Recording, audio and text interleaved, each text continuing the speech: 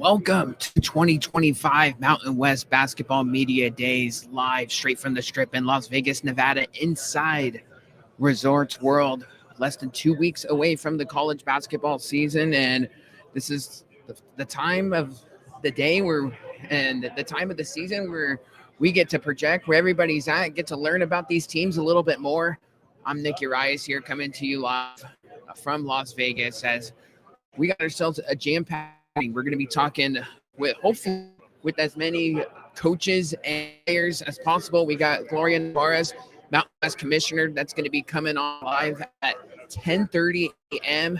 And we can't wait to get things underway. We're going to nosedive into every single Mountain West team. The Mountain West preseason poll already out and up and running, so everybody could go ahead and analyze and critique the screen before we officially get things underway for on November 3rd, which is when the season officially starts, of course.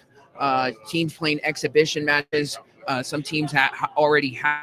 I know some box scores that have already came out. People are already freaking out. But you know that's just how we do things as in the media world. We overanalyze everything, and you know that's just the way we go about it. But hey, we're can't wait to get things officially underway between Air Force, Boise State, Colorado State. A new addition to the Mountain West this year in the Grand Canyon Antelopes. Can't wait to talk to Bryce Drew and just to see how he feels about just the Mountain West overall, because that was a Grand Canyon team that was just absolutely steamrolling teams in the WAC. And, you know, now they make this transition to the Mountain West. I think they're going to fit right in. I think it was a great ad for the league. And, you know, we're going to definitely nosedive into a little bit more of their roster when we get to know their players a little bit more and set the scene there. But Grand Canyon coming in along for the ride for, you know, the last year, the Mountain West as we know it, right? Because this is the era that we're in now in college athletics. You know, there's so many moving parts to it. So you got San Diego State and Fresno State and Colorado State and Boise State and Utah State, 5 current Mountain West members, you know, that are going to be departing for the Pac-12. Of course, the Mountain West has got some additional reinforcements coming in along the way as well. You know, but still, this is the last year of the Mountain West that a lot of people have been accustomed to knowing it. A lot of college basketball fans are probably going to miss it because I think it was just such a good league, you know, from top to bottom, the home court environments, you know, and, you know, just what the league stood as a whole. You know, they were getting multiple NCAA tournament bids for like 4 straight years now. So this is, you know, I would say it's bittersweet. I talk to the departing members. They probably say, hey, we're glad departing with all due respect. And members that are in here, well, they're married in this conference, and you know they're getting their fair share of everything that comes along with it, the upsides of being in the league, of course. So you know, this is going to be this is kind of just a I say lifetime type of year that we got coming up here in 2025 26. You know, just because of the Grand Canyon edition and those 5 members that we rattled off with Boise State, Colorado State, Fresno State, Utah State, and San Diego State, they're going to be departing. So I'm very intrigued to see how all this pans out, of course, because man, I think it's going to be another year of Mountain West basketball. You're going to see that these courts are so dominant. I mean, it's insane how good these home courts are. And, you know, when you get to the Utah States and the Boise States, and we're going to throw in Grand Canyon in that equation as well. You know, they're just not going to lose that many times in their home building, right? I mean, Grand Canyon, you know, we talked about it, and, you know, their schedule is a little bit quirky, of course, because they play all the WAC teams. They only lost 1 game at home last year. That was to UC Davis by 7. So, you know, I think they're gonna fit right into this thing, and I just can't wait to see. I mean, look, they're projected to finish, you know, top 4 in the pre bowls, of course. So that I think that tells you amongst Mountain West media all the respect that they have for that bunch. So, of course, it's the last year of the current Mountain West structure. We got Grand Canyon joining as a full-time member. UTEP will be joining football and basketball, for the long-term future. We're going to have Hawaii as a basketball member, coming into the party as well. And then UC Davis, strictly only for basketball, will be coming in, which, I'm interested to just talk to the commissioner about that. Just the UC Davis edition. Could they gone Sacramento State? Sac State's all of a sudden got the deep pockets now out of nowhere, since this whole NIL stuff has, officially risen, the past couple years. They're redoing all their facilities. I mean, look, they're investing in Mike Bibby as head coach. They got like a last chance U team out there in Sacramento now. So they're all in on athletics, Sacramento State, and just the UC Davis edition. I'm just curious to see what Gloria's intent was when it came to that versus Sacramento State. So we're gonna pick her brain on that at approximately 10:30 a.m. Just some other general footnotes about the league. A lot of these players that have just been upperclassmen and seniors that have kind of just risen to the occasion are all of a sudden not here anymore. I'm talking about the Tyson Degenharts, the Donovan Dents of the world. There's only of these teams where, they're not here anymore. Whether it's for out, whether they graduated, only two of the 15 all Mountain West sections are returned to their Mountain West schools. So I think it tells you all you need to know just about the current landscape that we're in. It's getting to the point now. It's getting to the point where, when you're researching these teams and, doing the off-season reports and things of that nature, all of a sudden thinking, who's coming, who's going, what's going on? Like, you gotta like actually do research like on these teams, because for the most part there was only like one or two leaving, and it was all of that was because they were graduating or they were out of eligibility. So it's a completely new ball game now that we're currently in. It's wild. I mean, you're seeing it with San Jose State. We're going to dive into their roster quite a bit here as the day goes on. Look, Tim Miles in year 5 in San Jose, he's got another new roster. So it's crazy. Colby Garland, the transfer from Longwood, will be chatting with us today. Probably the projected starting point guard. I think that's safe to say. We'll have Tim Miles confirm that, but I would say Colby Garland. You could slot him in at the point guard spot. Just an experienced a veteran now that came over 1 year at Longwood and then came over prior to that was at Drake. Didn't really play too much at Drake in the Missouri Valley, but was very productive against Big South competition with the Longwood Lancers there. So we're gonna get Tim Miles' take on the roster. We're gonna crack a couple jokes with him, how we always do, and it's gonna be a great time. Gotta love Tim Miles because that guy, he won't really sugarcoat it. He'll talk about a little bit about last year's roster, just how things kind of went sideways a little bit, and I expect him to be straight up with us. Now that had some of the variables of the subpar San Jose State season had to do with injuries. It was really a season for SJSU where they just never were really healthy. But at the same time, look, they lost to that Western Illinois team that was just putrid. When it was all said and done, they finished like, in below 300th in KenPom, and there's like 360 some odd Division I schools. So that was an alarming loss to start out the season. It dragged down the metrics quite a bit for them. Tim Miles is a big KenPom guy, so he's looking at that a bunch. So we'll get his take on all of that. As far as some other, just general footnotes. I mean, the Mountain West, 4 straight seasons of sending multiple NCAA tournament bids. And, just to be exact, 4 straight seasons of sending 4 or more teams to the NCAA tournament.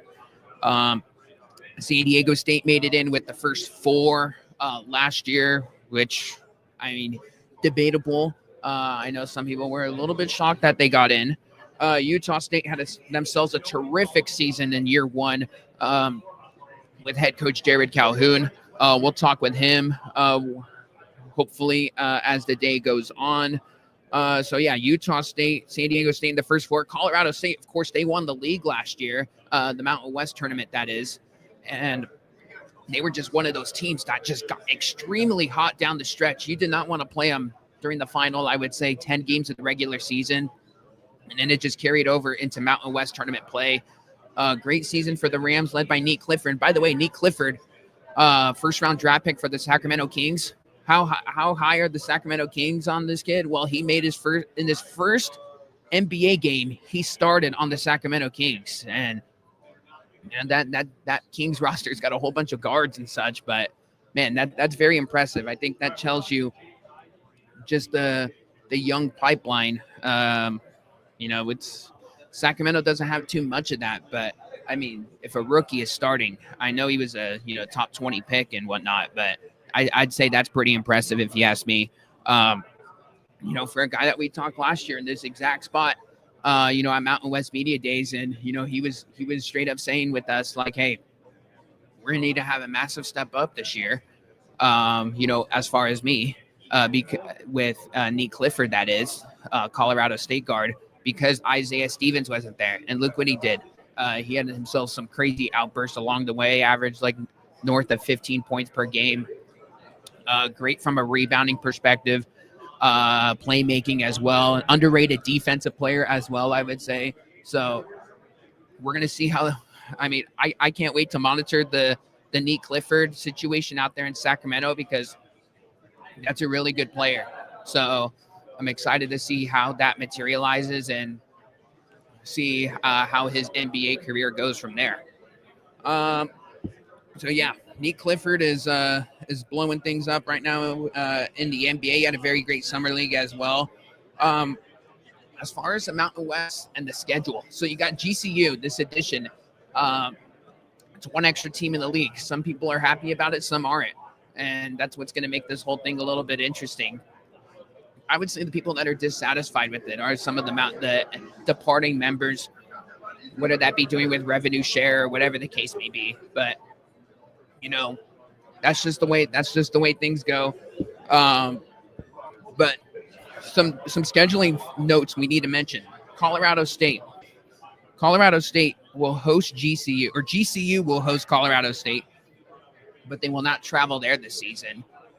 And then Nevada, the Wolfpack, GCU, Grand Canyon will travel to Reno, but Nevada won't have to go to Phoenix, Arizona to play the Antelopes. Other than that, everybody plays Grand Canyon twice. Once in their building, and then the other team will host Grand Canyon. So very interested to see how that plays out. I think it's not a massive advantage, but it's an advantage that you only play Grand Canyon once, because they're going to be projected to be so good. And if you're that team, if you're Nevada, you got to be happy that you're not going to Grand Canyon, simply because that home court is ridiculous. And if you haven't watched Grand Canyon play basketball over the past couple of years, since they've been on the upward trajectory with their basketball program, it's pretty remarkable how good that home court is. So I can't wait to monitor it, see how it all plays out, and I'm very excited just to see how it goes from there. So here's what we're gonna do. We got some of the players and coaches running around right now. If you can't tell by the way that I'm talking, my voice is about to fall apart. That's just that's Las Vegas for you. So I'm gonna go grab some H2O, just so I can simply survive here for the first interview of the morning. We'll be back, I would say, in about 1 minute, and then when we come back, we'll continue to talk all things Mountain West basketball.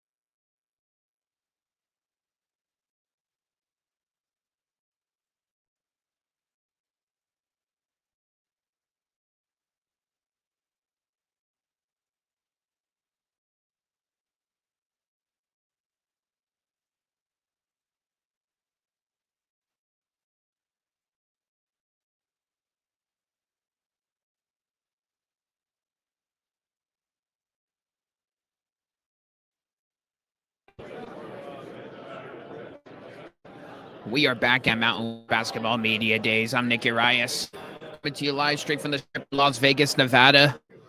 The place is starting to get a little bit louder now as some coaches, some players starting to file in here. We're going to see how this all materializes. There's really not a set schedule. It's very much just man on the street type stuff that we got going on right now. So if you see me a little off, not looking at the camera or doing something silly, it's probably because I'm trying to make eye contact with somebody pretty important to get them to sit down here. So that's what we got going on. While we are in the middle of that, let's talk about this preseason poll, shall we?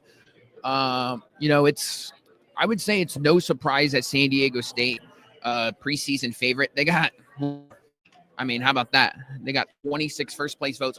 All the votes possible. All the first place votes possible were with San Diego State. I think that just tells how good the roster is, how many returners that they got, the pedigree that San Diego State has to offer. Top 25 defense pretty much every single year under Dutcher. Offensively, they were a little bit sluggish, but that's a team that has proven they can knows how to do it and try again. So that's a team. Bring back pretty much everybody. Miles Burke, Reese Waters, who didn't play a game last year. So they brought in some quality transfers, and I'm excited to see how it materializes. So San Diego State, back on the path. Not only trying to win the league, but trying to do something even more special in March, which we know that they're more than capable of doing under Coach Dutcher. So we'll see how that plays out. How about those 2 games last year in San Jose with the San Diego State Aztecs, or the 1 game in San Jose and then the 1 game on the road? Pretty wild stuff that they had last year. San Jose State had them pretty much on the ropes twice, especially in the game in San Diego. I'd say the game in San Diego was way more crazier. They had like a 15-plus point lead in that game, like in the second half. They were bombing threes galore. Like Josh here hitting, like he hit like 3 threes to start the game in the first 5 minutes of it. Then everybody just kind of came along. Latrell Davis was insane in that game. Hitting a bunch of crazy threes. Which Latrell Davis, we're gonna talk with the San. Of course, I know people in San Jose are a little bit sour that Latrell Davis for the San Diego State. We're gonna get the best possible answer with the loaded San Diego State team. Is he in the rotation? Is he not? Because that's a team that's a whole lot of guards. As that sounds, like Latrell Davis might not make the rotation. I think, you could very much argue, when you Newman Jr. and Miles Bird and Taj DeGorville and so many other guys, that have been in the pipeline for San Diego State. Davis, there might be a spot where he plays in spurts. So we're gonna see how all of that plays out in that regard. Aztecs and Latrell, but yeah, that San Jose State, San Diego State 2-game series last year, pretty wild to say the least. So, and even the game in San Jose, they were San Jose State like 14 at that time, something along those lines, 15 points, and then it just turned into just an all San Diego State run. The Spartans were up like 14-15 at halftime. By the first media timeout of the second half, that the lead was already gone. And that's the thing about basketball. It's a game of runs. Crazy things happen.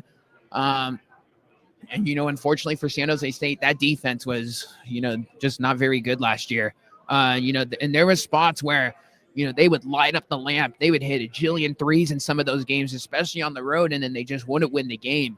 That's the way basketball goes. Sometimes it's extremely hard to win on the road. That's why some of the upper echelon Mountain West teams can't win on the road, because the home courts are just so damn good. So Um, that's the way it goes. But look, it's a new year. You get to pivot to 2025, 26. It's going to be, I think a really great season for the Mountain West. And you know, in fact, since we're on the topic of that San Diego State team, um, let's just do a little housekeeping.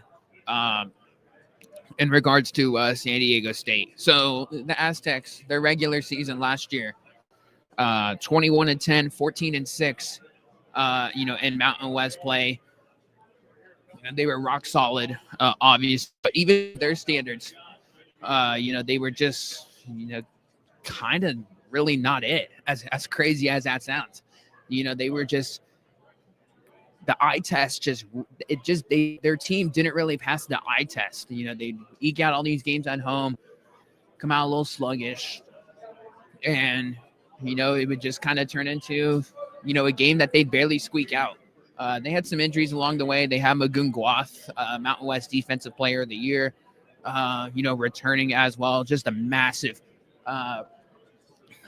returner that's coming back. For San Diego State, this is a guy that there's no doubt in my mind that kid's getting to go into the NBA draft. It's just a matter of when. And Miles Bird was in the same category last year. Um, he tested the NBA draft waters. He was doing combine workouts and everything. And all of a sudden, he just decided to withdraw, which I would say was probably the right decision for him. Uh, I personally didn't think he was maybe NBA ready just yet. I think he needed the extra year. I think he'll probably declare this year. And I think he's going to be extremely solid. Great defensive player. The offensive game, I think he needs a little bit more consistency on the three, a little bit more consistency on that downhill game. Can get to the line, can shoot those free throws, hit him with consistency. So intrigued, excited, just to see his game grow because he's going to have a whole lot of talent surrounding him. And, he's going to, uh, do a bunch of things, that way. So, that's all around two-way player. I imagine the NBA scouts would just like a little bit more consistency than with the offensive side of the ball. Um, so Diego State, of course, they're highly regarded. They're not only first in the Mountain West preseason poll, they're 30th in KenPom as well. So they're practically, a top 30 team, the way all the metrics say it right now. Last year, they lost in the Mountain West tournament quarterfinals, which was very odd for them because that was the first time the Aztecs did not make a Mountain West championship game since 2017. Just craziness. So amazing how that all materialized. Boise State, it was red hot at the time as well. And that's just it was crazy. They just kind of ran into it's that 4-5 matchup where where craziness was happening, and a whole bunch of stuff was going on and hard with them. And Diego State, Boise seemed like whoever was going to win that matchup was going to end up making. And look, Boise State made it to an even Colorado State time. So that's just the way things go. I gotta go talk to some people, organize some stuff on my end to get people to players and coaches in these seats. So I'll go talk with them. We're gonna from Mountain West Media Days in 2 to 3 minutes from now.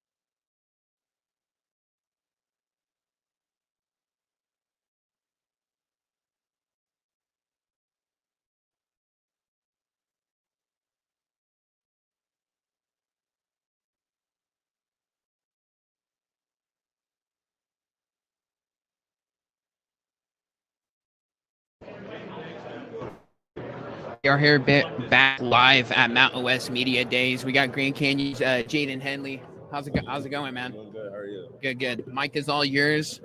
Take a seat wherever you'd like. So we're live right now, streaming on our live audience from San Jose. Super cool. So, first and foremost, just talk to me about the transition. You were a UNLV Rebel last year. Very familiar seeing that, Yes. out here in Vegas. Now you're going a little bit down south or wherever, west, Yeah. not very far, Yeah. to Phoenix, Arizona. How has that transition been? You guys got a whole brand new roster here. Yeah. You're kind of just engulfed back into the Mountain West Yeah, again. yeah. How has that been for you? It's been pretty good, honestly. I think our team gelled together pretty well over this summer, and I think the narrative of not being able to have a brand new team and have a good team competing in the Mountain West is kind of gone for us personally.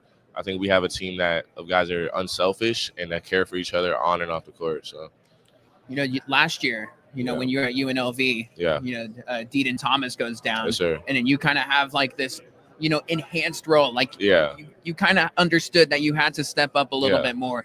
Now you're getting the primary ball handling duties and such. Average 21 points, in the final 6 games of the season. I think you knew you had to elevate your game, but just what was working down the stretch for you, on the back end of the Rebel season for you? sure. Last year I think it was probably my teammates trusting me at the end. Kind of putting that trust in me to have the ball in my hands and make plays for each other. And obviously DJ going down wasn't ideal, but us being able to just play together and me being able to make plays for them and then just playing off them was kind of the big factor. I imagine your options were, had tons of options in the portal. I guess what made Grand Canyon the best option for you? Honestly, for me, I think it was the guys he had coming in, when he talked to me about it, and Coach Drew. I mean, he recruited me pretty hard, and I love Coach Drew from the way he is on the court, off the court. He cares about you personally, and I love the way he coaches. So that's probably a big exciting factor. Tell the good people about this, Brian Moore kid. Yeah. Came from Norfolk State, won mid-major player of the year. Yes, What is he going to bring to the table? I imagine he's going to have him for your team this year. 1000%. What's the skill set that he provides? He's a hard-nosed guy. He picks up the ball on court. He's going to guard. He plays. I mean, he's a great player, so he's going to be a factor for our team. And then home crowd. Yeah. Just your level of excitement. Team only lost one match. That student section, what have you heard about it from Coach? The student section, you kind of feel the energy. Not even we played a game yet, so I'm excited. We have Saturday to get in front of that crowd, but I hear it insane. The crowd there feels like I'm excited for that. How have those exits?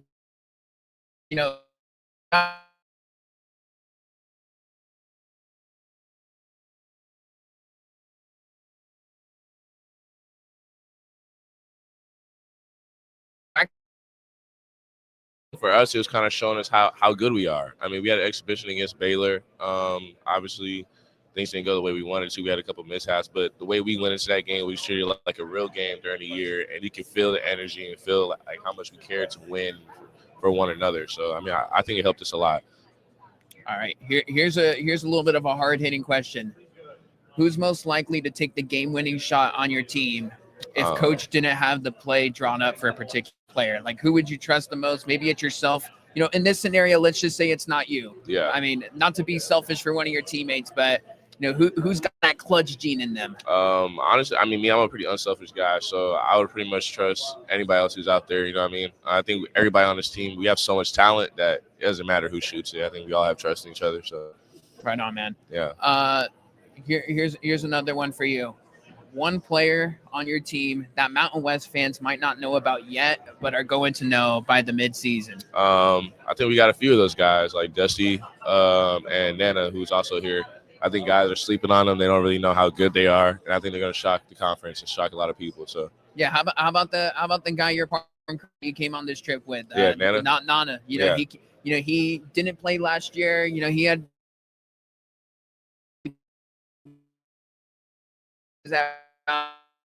On the court, double machine. Yeah, he looks really good, and when you say double machine, it's real. So, he's a big guy. He can get down there. He fights, and he's super diverse on the court. He's super skilled. So, I mean, people are gonna have problems with him. Right on, man. Yeah. Best of luck this season. Thank you. You know, Yeah, go for kill it sure. out there, For sure. out there in Grand Canyon. I know that home crowd's going to be Yeah. rock solid, Yeah. and we'll be definitely catching up very soon. Yeah, for sure. Thank you. Appreciate you, man. There you have it. There's Jaden Henley with the Grand Canyon Antelopes. You know, we kind of mentioned it at the top there. You know, just very interesting for him, right? You know, he comes from UNLV, had this much more enhanced role once when you know, Dean Thomas Jr. went down, kind of took off, boosted his stock a little bit, and, you know, kind of made this move where, you know, he's, you know, all of a sudden, you know, a prized possession in the portal, and, you know, he goes to Grand Canyon, you know, with this roster. I mean, you know, you kind of just look at it. You know, just some of the key additions that Bryce Drew brings in, you know, with that Grand Canyon team. Or junior, you know, just a pure getter, 18 points per game. Jaden Henley himself, 12 points per game. How's it going, man? Well, we got Nana Owusu. Nane. I'm big on names, so I'm gonna make sure I did not screw that up. Nana. Okay, there we go. So, you know, let's talk about your game a little bit, because, you know, because of injury, foremost, are you healthy? I am healthy. I am healthy. Good. I'm back on the court, so I feel good. Awesome, man. What was that injury, if you don't mind me asking? How was the recovery process? I know injuries are not fun. I complained on a sprained ankle, and I'm out for 2 days. Yeah, no. So actually last year at Brown, my first practice of the year, I actually tore my labrum on my left shoulder. So that was about a 6-month process being out. It was mentally tough, but I had a really good support group around me, and I feel like I came back better. Everything happens for a reason, and I feel like I'm in a great situation at GCU that I'm extremely happy about. Right on, man. Yeah. You know, so last year you didn't play. 2 years ago you were at Brown. You were a double machine. You know, points, rebounds. You know, you're kind of a jack of all trades guy. You know, just how would you best describe your game to someone that really hasn't watched you on the court? Yeah, I mean, I would say I'm a guy who plays extremely hard. I feel like I'm a guy who's kind of like the heart and soul of a team in terms of the energy I play with and just how hard I play, really. And then also on top of that, I'm a skilled guy. I'm versatile. I feel I can guard multiple positions, put the ball on the floor, shoot it, score inside and out. So I feel like you said, jack of all trades. I do a little bit of everything. Is there an area of your game, you know, since you've been healthy, where, you know, you've kind of focused a little bit more on the off season? Like, okay, I want to improve in this area a little bit. I feel like definitely my jump shot. I feel like the time off, getting healthy, it kind of allowed me just detail. I feel like my jump shot took a lot of strides. I'm excited to show. You know, you guys bring in a lot of new pieces, you know, yourself included. Yes, sir. I don't want to say you're kind of like a mystery team, but, you know, that's kind of the way we're at this now. Portal and such. Like, we're not going to really know, like, us media folks and, you know, everybody else around the country really guys for sure. Name's been, because I was just telling your man 5 exhibition versus Baylor. No doubt. You know, how was that for you guys? Just kind of, you know, some sets in the half court. I mean, I think the game against Baylor, it was obviously a tough loss. I think we were about 5. It was good to get back out in front of a crowd, in front of some other fans, instead of gym with ourselves, play against other people. It was a good learning experience for sure. Me personally, I didn't have my best outing. I feel like as a team, it felt good just to be back on the court, though. I mean, it's been a while for me playing basketball, so being out with the guys, I feel like we're only going to get better. It's early. We got to get all the mistakes, get that rust in the corner. So I imagine your options were pretty open in the portal. What made GCU, I guess, what was the deciding factor in, like, okay, I want to be a Grand Canyon Antelope? Yeah, I think honestly our coaching staff, the way they recruited me and the way that they expressed their vision for me was something that I was really in love with. And then honestly, just how they talked about bringing a great group of guys. I feel like we have a really good group of high character guys, and I feel like when you have high character guys, that leads to camaraderie off the court, and I feel like camaraderie off the court leads to success on the court. So I think that's something that really spoke out to me. And then honestly, our student section, being able to play, in my opinion, the best students in front of the best students in the country, I feel that's something I couldn't pass up on. For sure, man. Talk to us about Brian Moore Jr. He came from Norfolk State. I imagine a lot of people weren't watching too many of those games on a Monday night, out here, you know, pretty late out here in the west, or early in the West Coast, but still, There's 360 some odd Division I schools out there. You For can't have God's eye on these teams. Just talk to me about what he brings to the table, because this guy's just a pure bucket getter. Yeah, no, like you say, he's a bucket getter. Be more. I mean, he was mid-major player of the year for a reason. I mean, that guy can score the ball. He plays really well. He's one of our. He's a really good player. I mean, I feel like him and Jaden in that backcourt, that's something special that I feel like it's really going to drive our team. So I'm excited to see how B-More continues to have success this year. Are you ready for some of those rowdy Mountain West road environments? Because I know the Ivy League has some of those, like, it's way different, right? Yeah. You're gonna go to Utah State this year. You're gonna go, to the pit in New Mexico. Yeah. Where that place is just, crazy. Yes, so sir. how are you gonna channel out that noise? And I mean, you can't really prepare for it. You just got to go in there and endure it. Yeah. But I guess your level of excitement to go into some of those environments. Yeah, I mean, I'm overly excited. I mean, I feel like it's just a blessing to be able to get on the road, play in front of a away crowd, and I feel like there's nothing better than winning an away game and kind of seeing that crowd be quiet. So I think it's a blessing. Like you said, obviously I'm coming from a different place, and honestly, this is my first time being on the West Coast. So I'm excited to really experience those different stadiums with different fans and go get some wins. Right on, man. One more for you on the way out. Who's a player on your team that Mountain West fans might not know just yet, but are going to know by the middle of the season or the back end of the year? Yeah, I think we have a lot of people are going to be surprised to see Ed Demirel. He's our Turkish transfer from Turkey, obviously. Really good player, extremely really good player, skilled, athletic, runs the floor. I think he's going to be a really big piece for us. So I'm excited to see how he has a big year. Right, man. I'll put pen to paper on that one. Yes, all sir. right? And Yes, sir. Keep that one in the books. No doubt. There you have it, man. Appreciate the time. Yes, sir. Thank you for having me. Nana, right? Nana. Nana. Yes, okay. sir. Nana. I'm gonna get that. Yes, get that right when you come to San Jose, and I'm on the air for that one. No all doubt, right? my man. Thank you for Appreciate having me. you. Yes, sir. Thank you. There you have it. Great group of kids there with Grand Canyon. We got their head coach that's going to be, storming in right now. How's it going, Coach? How's it going? Good. How's your morning going? Good. Nick, nice to meet you. Nice to see you. Come on. This one or? Wherever you'd like. It's all good. I just realign the seats so we get just. Yeah. Or you tell me. You're good. You're good. Yeah, you're good. All right. We got Bryce Drew with the Grand Canyon Antelopes head coach. Coach, how we doing? First and foremost, we got ourselves a busy day ahead. Yeah, busy day. Just getting started, right? Yes. So, it's really nice to see, other coaches, some of the players, from the league. We're all so far away to come here for the time is nice. I was going to say, first year in the Mountain West, you guys kind of joined here a year early. I guess just your excitement, not only for you, your players, but I guess just the GCU basketball program. Yeah, we're really looking forward to it. Obviously, it's a tremendous basketball league with the amount of quality teams, the Final Four, 25 average, teams that come from this league, and so we'll be part of it, and hopefully we can add to it. This league's got some tough road environments. Not that I have to deal with in the WAC, but Utah State and New Mexico, and all of a sudden you're just like, wow, we got to go play two teams back to back, and in some hostile environments. Just talk to me about the level of excitement coaching those, but maybe get a couple heckling fans in the process, but at the same time that exposure for your players. Yeah, for college athletics, and when you have good conferences like the Mountain West, is you're going to have good fan bases go up and support their team. So we know winning at home is obviously going to be them, and then you have to find ways to win on the road in tough environments. And hopefully some of the experience we have on our team. Jaden Henley's been in the league, so he's for these arenas. So hopefully his experience will help, act very quickly.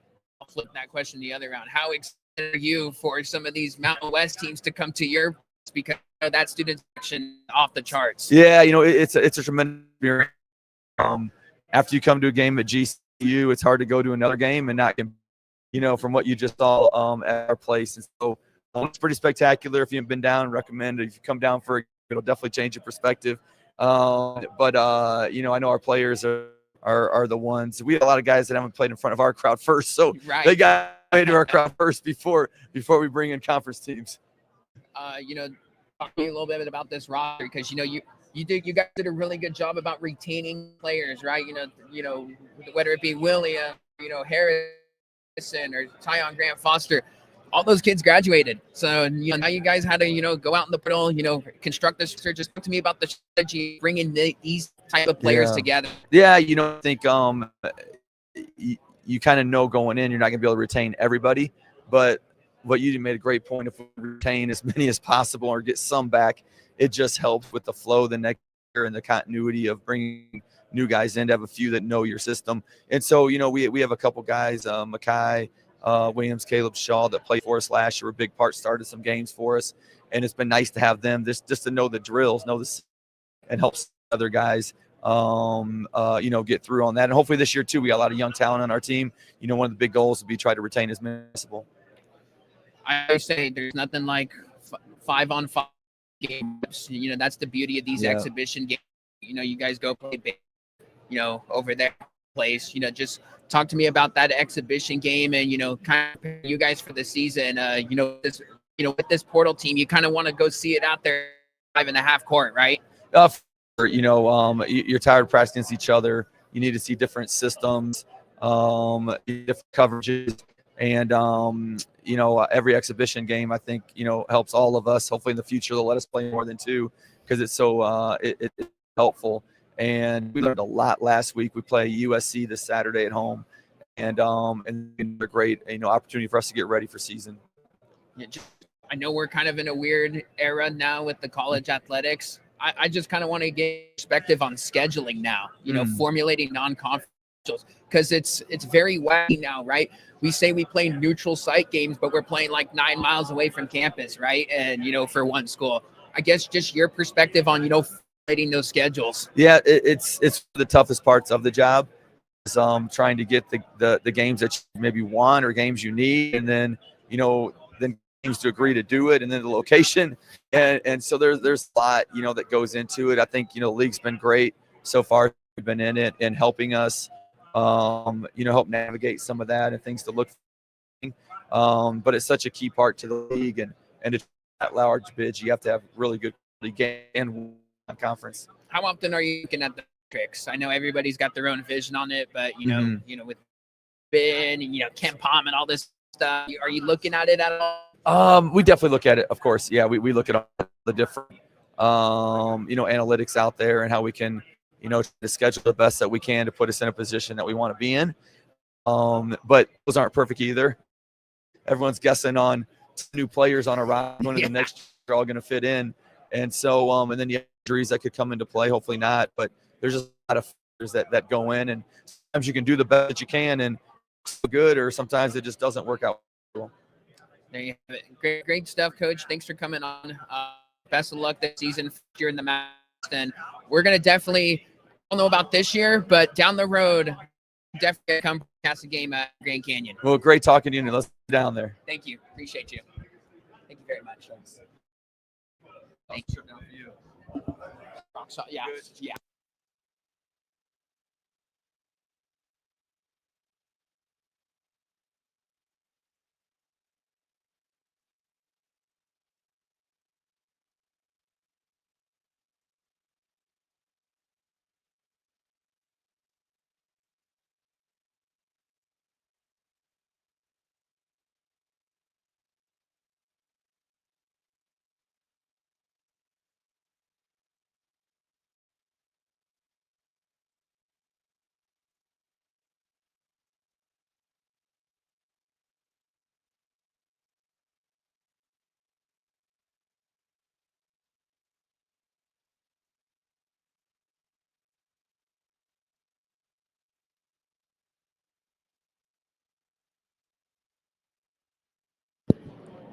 Great stuff with Grand Canyon head coach Reich Drew. We killed the mics there to just talk about the travel schedules. Air traffic control, not too kind to people for obvious reasons. But sitting on the runway. I mean, it wasn't too bad. Just sitting on the runway doing nothing. Yeah. Just sitting on the runway for like 40 minutes. That was pretty enjoyable. Regardless, we're here. We're all in one piece. We're gonna have looks like New Mexico here. I believe we'll get the New Mexico Lobos at some point. Just made eye contact with their SID. He gave me the green light on it. We're gonna get Dayton Albury, Chris Howell. Hopefully, their head coach Eric Olin will come rumbling along as well. Look, great stuff with Grand Canyon. I mean, look, we kind of started off with we gave Grand Canyon everything. Got a little info on their players. We're gonna definitely keep tabs on that Turkish center. I'll get the name. It's a guy that we're gonna have circled. Nana Musuanane was talking pretty highly on him. Obviously, they're gonna, Brian Moore Jr. and Aiden Henley, Dusty Stromer. We failed to mention him. He's coming over from Gonzaga. He averaged 4 points per game. Rock solid role piece for the Zags under Mark Few. Kind of hit some big shots in WCC play over the years for them. So he's an upperclassman. He's, I imagine, going to get inserted into the starting lineup. I got to get all these coaches' perspective on these exhibition games because some teams have played them, others have not. Bryce Drew said it himself, Grand Canyon head coach. Like it's unfortunate we only get 2 of those when he's inheriting over 10 plus players, right? You want as many live game reps as possible. Just to know lineups and construction with this. Hey, how is this going to work with the gigantic lineup? So, that it is what it is. We got New Mexico coming on by now. Guys, how we doing? How you doing? We got Dayton All. We got Chris Howe. If you guys don't mind sharing that mic, we'll get things going. First and foremost, so you're the newcomer. Am I right? Or am I wrong? Yeah, to the conference. Yeah. Newcomer for sure. Just your level of excitement for Mountain West. I imagine he's told you all the crazy stories of all the environments. Yep. But you haven't lived it. Just talk to me about, I guess, going in those hostile environments, during the new year. Yeah, I can't wait. That's everything you dream of, to play in front of a big crowd against great competition. Last year, we were fortunate enough to play San Diego State, play Utah State. A little taste, but I'm just excited day in, day out, just to be able to compete at the highest level in front of a great crowd. So you guys have been in New Mexico for quite some time. I always start out, I should have hit you with this first, but I always start out, anytime I talk with people from New Mexico or that live in New Mexico. I don't get that. You got to answer? Oh, no. What? Oh, my goodness. Yeah, I don't get that completely. Come on. Yeah, we've been hearing a lot about the chili one, but still haven't got any of it. All right. Let's talk about you for a minute. You start your career at Queens. You were at Utah State last year. You kind of got big spots in the ball handling role as the primary ball handler, in some clutch situations. Now you come to New Mexico, and you're going to be in charge here, just getting all these puppies organized. I guess, your level of excitement for your stint in your college career out here in Albuquerque. Yeah, I'm very excited for this year. We have a great team, great coaching staff. We've been putting in a lot of work to get started. And, for you, you got to play at, the spec with Utah State, not Pitt. Have you tried any of, and this one's for both of you actually, but have you guys at any point in their practices, practicing in that building, have you got the chance to roll the ball up the ramp or do any stuff? I tried. I think Chris made it. Yeah, I got it. I'm not gonna lie. You got it? All right, we got to document it. We got some unofficial count and nobody knows. We got it on video. You got it on video? There's a couple others on the team that got it as well. Okay. Yeah. you go chat GPT that stuff, or you go Google it, and some people say 6, some people say 8 players. So a couple of you guys got it. All right on. You. I mean, I guess for both of you, you get especially for you with 18, a historic bunch, and for yourself as well, playing in the NCAA tournament. I mean, just talk to me about just the road to it, the journey, because the destination, but the journey just is, of course, just as awesome. Playing in that setting in the NCAA tournament, I know the result in a way. Being in that setting, there's only so many of those teams that get into the dance. Right. Yeah. Before entering the tournament last year, our coaches emphasize on how hard it is to get back. So us actually making it there last year was a great accomplishment.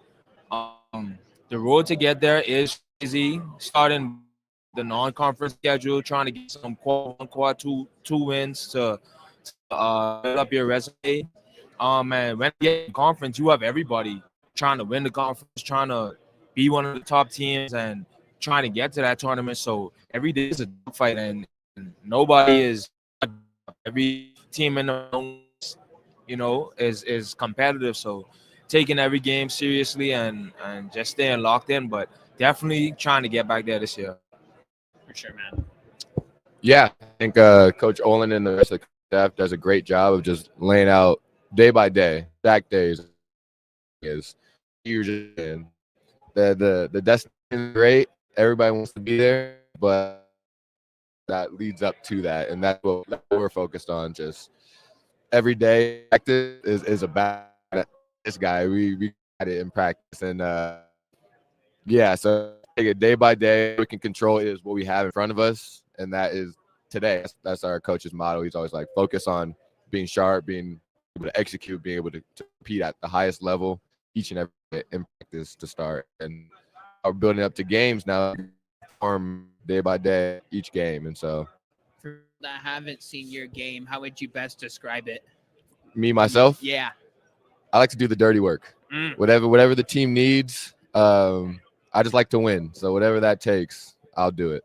And then your coach, Coach Eric Olin. Mhm. He's kind of on this new journey himself, right? So I guess what has it been like? Just working with him now, and really trying to get all these for him. So he's got to plug and play with you guys and put you guys in the best situation. Yeah.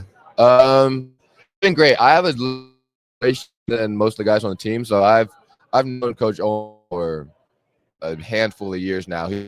My older brother played for him at UC San Diego. Then I came with him to New Mexico from UC San Diego last year, so I've known him quite some time now. And so for myself, seeing Coach Olin able to adapt throughout the years, and then seeing how easy the transition's been to coming over to New Mexico, especially from last year at UC San Diego, it's been kind of real to just kind of poetry in motion to watch, to see him transition and just bring all the guys together. And so, member of the Lobos now. Yeah. But that UC San Diego team was very fun to watch. Very fun to play into. Yeah. I mean, you guys were smashing everybody, out there in Southern California. I guess just reflect on that team, because I don't care who you are. If you're going 30-5 in the regular season and having a conference championship along with it, that's a pretty damn good season. Yeah, it was a historic year for UC San Diego. I think that's all attested to Coach Olin. He's been there for a handful of years, and he's been doing amazing things all throughout his time there. And I think last year was the first time to really put that on display and really be able, first year being eligible to play postseason, and then to do what we were able to do. I think that was only a testament of just him as a coach, him as a person, and then the team itself was just loved being around each other. The team was fun. The team was great. Dudes also love to win, so yeah. All right, Dayton, March 7th. You got the date circled? Yep, got the date circled. Ready to get back out there. Yeah, you already know what's coming. Yeah. Final day of the regular season. For you guys going back to Utah State. I imagine you're gonna get a bunch of boos. Are you ready for it? the friendly banter and everything that comes with it, going back to your old school? Yeah, I've been ready for it since the day I've committed to New Mexico. Utah State has such a passionate fan base, and it's going to be crazy when I get out there. But I'm excited. Something I dreamt of as a kid, just going into a packed gym, and everyone. I want to be on the good side, but being on the bad side is not too crazy. So, it's gonna be a big test for me, and I'm gonna be ready for it. So you guys got a bunch of new players on the team this year. I guess just one player on your team that Mountain West fans might not know yet, but are going to by the middle of the season. Jake Hall. I was gonna say Jake Hall, but there's the whole team really. You guys will see. The team is, the team is pretty solid. Meshing well. Meshing very well, yes. Right on, guys. Hey, well, best of luck this season. I know you guys got a trip to San Jose, and some teams out there have stumbled over the years. So we'll be looking forward to that one, and hopefully not the last time we're chatting. Best of luck, and have fun the year. Yes, sir. Appreciate it.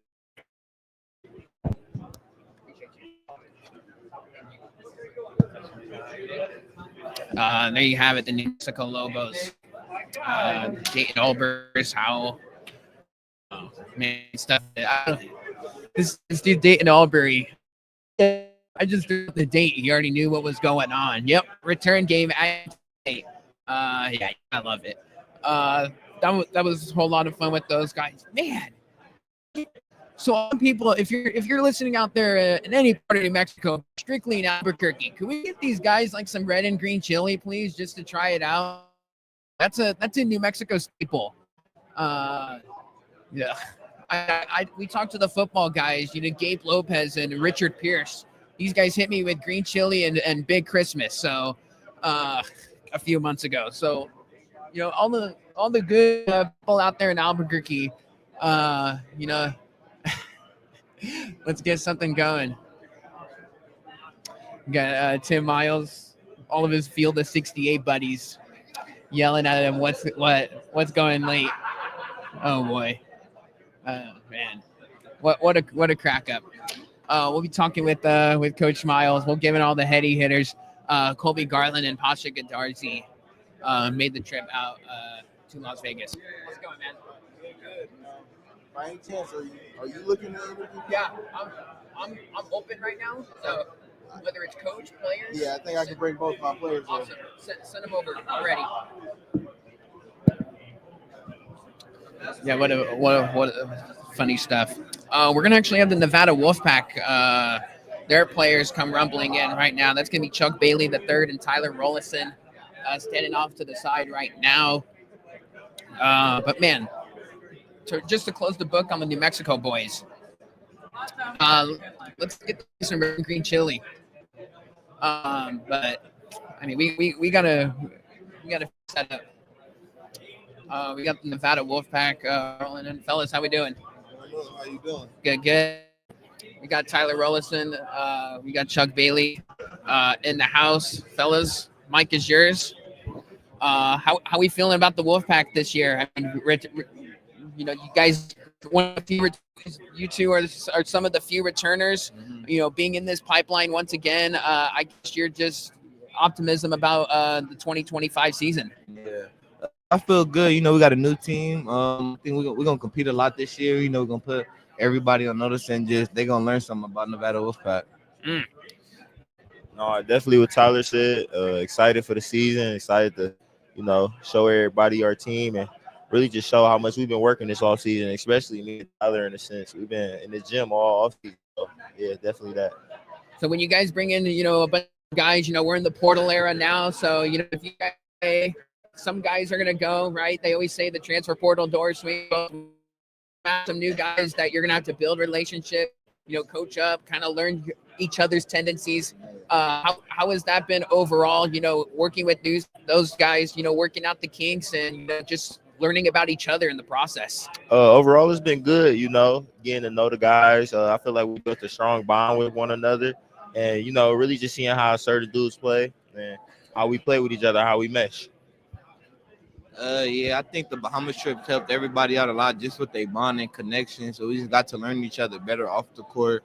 And, that always just transitioned to on the court. So it made it easier for everybody. Elijah Price was in a Fresno State uniform last year. Now he's on your side. How good does it feel that he's wearing a Wolfpack uni? And I guess what was your perspective on him last year? Because you went up against him, a couple times.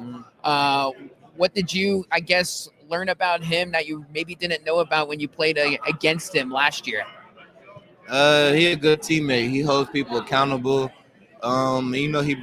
He averaged a double last year, so he'll bring the rebound and then the extra points, and he just always do the little stuff that matters for us. So I think that's one of the biggest keys he'll bring to our team. No, definitely what Tyler said in a sense. Elijah, a good teammate. You know what I'm saying? That's always good to have in a locker room, especially with the transfer portal era. You never know what you're getting out of guys. And he a good teammate, he a good person to be around. So, yeah, and he play hard. I mean, that's the most important thing. So. You've seen your role step up year after year. I guess what's the next gear to your game this year? What have you been working on during the offseason? Shooting. That was the biggest thing all offseason, just shooting. Being able to shoot the long ball and being able to shoot a three. I mean, everything else I feel like naturally I got already. Being able to handle athleticism and, I'm not scared of the moment either. So I think my biggest thing this offseason was shooting. I feel like coaching them giving me confidence, and they're going to give me a chance to play this year for real. How about yourself, man? Because you got that, you're a little bit of a smaller dude, but you got that lateral quickness to you. You got that 0 to 60 speed. You can go burst and, beat somebody at the rim. What have you been working on, during the off season, getting ready for 2025? Really just a lot of shooting off the dribble, and then just me just shooting the ball a little quicker. So I think that was my biggest thing I was focused on this off season, and just getting my body back right and just ready for the season coming up. Talk to me about this Corey Camper kid. Transfer from UTEP. I've watched a little bit of UTEP last year, and he's almost got a little bit of Trey Coleman in him. Right? He's got a 3-and-D type guy. Can he replicate what Trey Coleman has brought to this program the past couple of years? Yeah, he could, and he could score the ball very well. So I think Corey's one of them players where he could do a lot. He'll play defense. He'll get a bucket for you and just do the little things. Also, Corey, one of my favorite players we got. One more for you guys on the way out because we're tight on time. One player on your team that Mountain West fans might not know just yet, but are going to this season. I say, Corey, definitely Corey, Tayshawn. I'll be real. I don't want to just throw myself out there like that, but I feel like me too in a sense. I feel like I've been working this summer, so I respect that. I'm excited to show people. So yeah. I'm gonna say names. Right on. Well, we'll bookmark those names. We'll hold you accountable if you're wrong. All right. Sure. Appreciate you guys. You're so good one. A lot more talking to do. There you have it. There's the Nevada Wolfpack boys. Third, Rollison. Hey, good stuff. Hey, you got a little Chuck Bailey, man. He's like, hey, I'm trying to make my name for myself too. This is a big year for me. I'm an upperclassman. I'm ready to go. I've been in the pipeline. I'm, trying to get my name out there. To those kids, they get back, right? When we talked to Steve Alford here in a few minutes, he sounded off big time on just the model now at the Mountain West tournament. And I mean, he shredded it to pieces. Obviously, he had to adapt to it, but we're gonna get his method, or I guess his strategy on building this roster this year. And I guess what he hopes to bring, because quite frankly, it was a down year for the Nevada Wolfpack. 17-16 overall, 8-20 in league. They had a brutal stretch to league play last year. They started out 0-4 to start out Mountain West play, and it was just one of those ordeals where they were losing every close game possible. I remember the game on a Friday night out in Mexico, in the pit. Those kids battled. It was a close game. I felt like throughout, if I'm recalling correctly. Mexico had them a decent lead. Nevada was team, within 2 possessions. It was back and forth game, just like how most of these Mountain West games are. And then the game goes to overtime. The pit is going nuts. Donovan Dent is doing his thing. And then all of a sudden, you know, the avalanche just hit, and Nelly Jr. Joseph hits like an off balance, I guess, like just free floater from the free throw line. It was very awkward, and it just turned into like an all out frenzy when he hit it at the horn. And I don't want to say that was the downfall of the Nevada Wolfpack, but man, you want to talk about, you know, just the energy getting sucked out of you. You know, 4 straight loss in league play in a Mountain West league where you just really can't suffer so many of the type of losses, right? Not only for your resume, but you know, just for your own mental as well.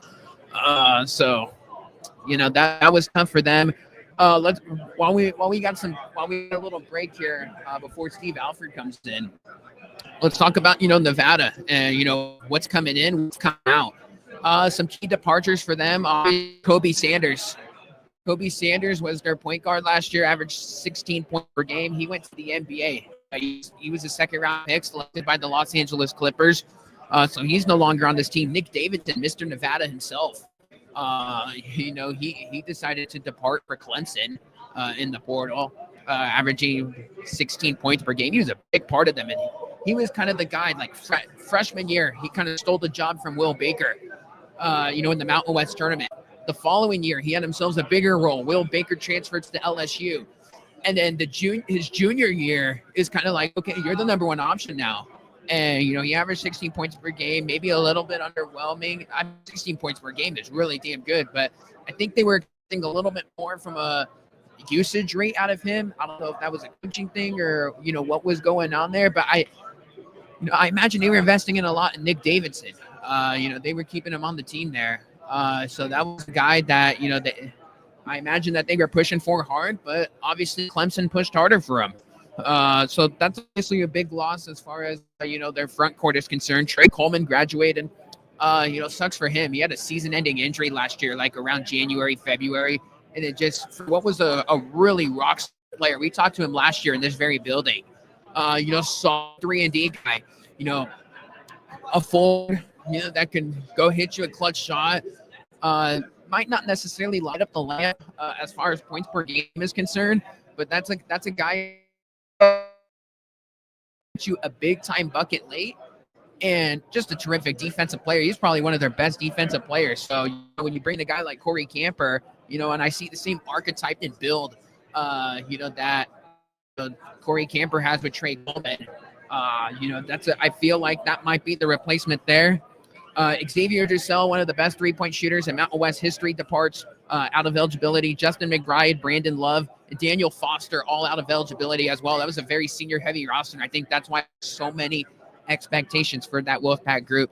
As far as who they brought in, the two guys that we talked to a couple minutes ago, they're well certified on this team. They've been here. This is their third year now. Chuck Bailey and Tyler Rollison, respect to them. That's quite honestly a rarity in this landscape of the sport now. But who they bring in, because they had to bring in some players. Von Weems from North Idaho College. He averaged 27 points per game at the junior college level. I'm shocked they didn't mention him, because we'll see if that translates. 27 points. I don't care what level you're playing basketball. That's pretty good. You know, so they brought in him, Elijah Price, Fresno State, and then you know, Corey Sean Cole and Arma Trading from UC Riverside. So Coach Alfred had to hit the portal hard and you know, make his moves as far as, you know, not retaining, but, you know, bringing in players that fit his system. And, you know, they had to go out and, you know, and do some things to, you know, to get the train on the train tracks. Because look, Steve Alford's a great coach. He's from his career win number 700. So he's been in the league. He knows what he's doing. Man, his team's just really on top per se, you know, as far as, you know, get into the, you know, building the resume in the regular season, avoiding the bad loss, getting enough wins in the Mountain West tournament. They got in that 1 year, 2 years ago it was, an NCAA tournament, and then, you know, I forgot who they played on the top of my head. It was a Power 5 school, but, you know, they just ran out of gas. That was Lucas. You know, Jared Lucas, Keenan Blackshear, man, that group to watch, and they had Will Baker as a Nick Davidson as a freshman, and Will Baker as a center, and then they just had some really solid pieces off the bench. But man, look at this coaching staff now. We're gonna ask Coach Alfred on just the intent to bring him on the roster there. Interestingly enough, Nevada was one of the slowest teams in America, which was very interesting. They were 338th in pace, and there's only 360 some odd teams out there. I would have thought they would have played a whole faster. I understand the teams like Wyoming or Air Force playing significantly slower than anybody else in the conference, but Nevada was kind of in the same, they were in the same zip code as them in that regard. So I'm interested. I don't know. Maybe it was a Kobe Sanders not wanting to push the pace or whatever it was. I found that to be very uncharacteristic. We're going to see if this team's faster. And then, so Nevada, their non-conference schedules, I thought they did a good job with it. Louisiana Tech, they play Southern Illinois Pacific. They play at Santa Clara. I'm going to try to get to that game live. I think that game's in December, just to get a good look on that team before Mountain West play. They got UC Davis for future Mountain West member still in the Big West. They got UC Santa Barbara. A lot of teams in the Mountain West this year scheduled Santa Barbara. San Jose State has them. Nevada has them. I think another Mountain West team has them. UC Santa Barbara is projected to be very good this year. So keep that in the back of your mind to all the folks around the league that are watching this. Excuse me, UC Santa Barbara. I think they're projected first in the Big West. Joe Pasternak, really good coach. I saw him last year with his team live. I thought they were better, than projected. On paper they were. I would say, on paper last year they were better than what the court and the players and the personnel reflected. It was a down year for them, but I expect them to be right back in the fold once again. The big ad that Santa Barbara got was Aiden Mahaney, he was at UConn last year, didn't work out for him, and then he was at St. Mary's 2 years ago. Local kid, Bay Area kid, from Moraga. So it made sense why he went to St. Mary's. Was like starting as a freshman and stuff. Went to UConn, just clearly didn't work with the system and all those NBA ready players with the UConn. Now he's kind of back at this mid-major level per se, and he's ready to. I saw that Santa Barbara team last year. They bring back some quality pieces out. So they're going to be solid. And when you see a team like Nevada schedule them, San Jose State schedule them, I'm missing another team. It'll come to me as the day progresses. But those are the games that make your schedule. Obviously, we're in this world now where you're playing all these tournaments like the MTEs, right? The Acrisure series is kind of the one that all these Mountain West teams are kind of correlated with this year. Boise State's going to the Maui Invitational this year. I know the Maui Invitational has kind of lost its luster a little bit, but I still have a whole lot of respect for it. I think Colorado State's going there next year. The field's not as good there. But look, you get a true road game at Santa Clara, they're projected to be good. UC Santa Barbara, the Acrisure series, you're going to get the Washington Huskies or either Colorado or the San Francisco Dons. You're going to UC San Diego, and then you're at Washington State and versus. So I'd say a very well-rounded roster for this Nevada Wolfpack team. It's just a matter of going out, playing their schedule, and ultimately, trying to get some wins on your resume. We're gonna see how that pans out, and with them, and see how it goes. Yeah. We're gonna actually have San Jose State rolling in right now. We got Kobe Garland, we got Pasha Darzi. We've yet to talk to either of these two guys. So I'm very excited to chat it up with them. How's it going, fellas? Good. How are you? Nick, nice to meet you. Pasha. Nick, nice to meet you. Is there a certain seating arrangement you want? Or Just wherever you guys would like. If you guys don't mind sharing that mic right there, get the ball rolling here. All right, so you're the returner. So, You're one of the few returners on this team. Guess just you were on the team last year where it was very senior heavy. So I think you kind of saw this coming that Coach Miles was going to have to go in the pipeline and get some dudes. definitely. You got one dude right next to you that's expected to do a lot of big things. How have all of these pieces Tim Miles went and recruited? How have you guys just been meshing together thus far? I would say we're molding together pretty nicely. We have, which Coach Miles has mentioned before, within the team, like have the pieces we need to do what we need to do.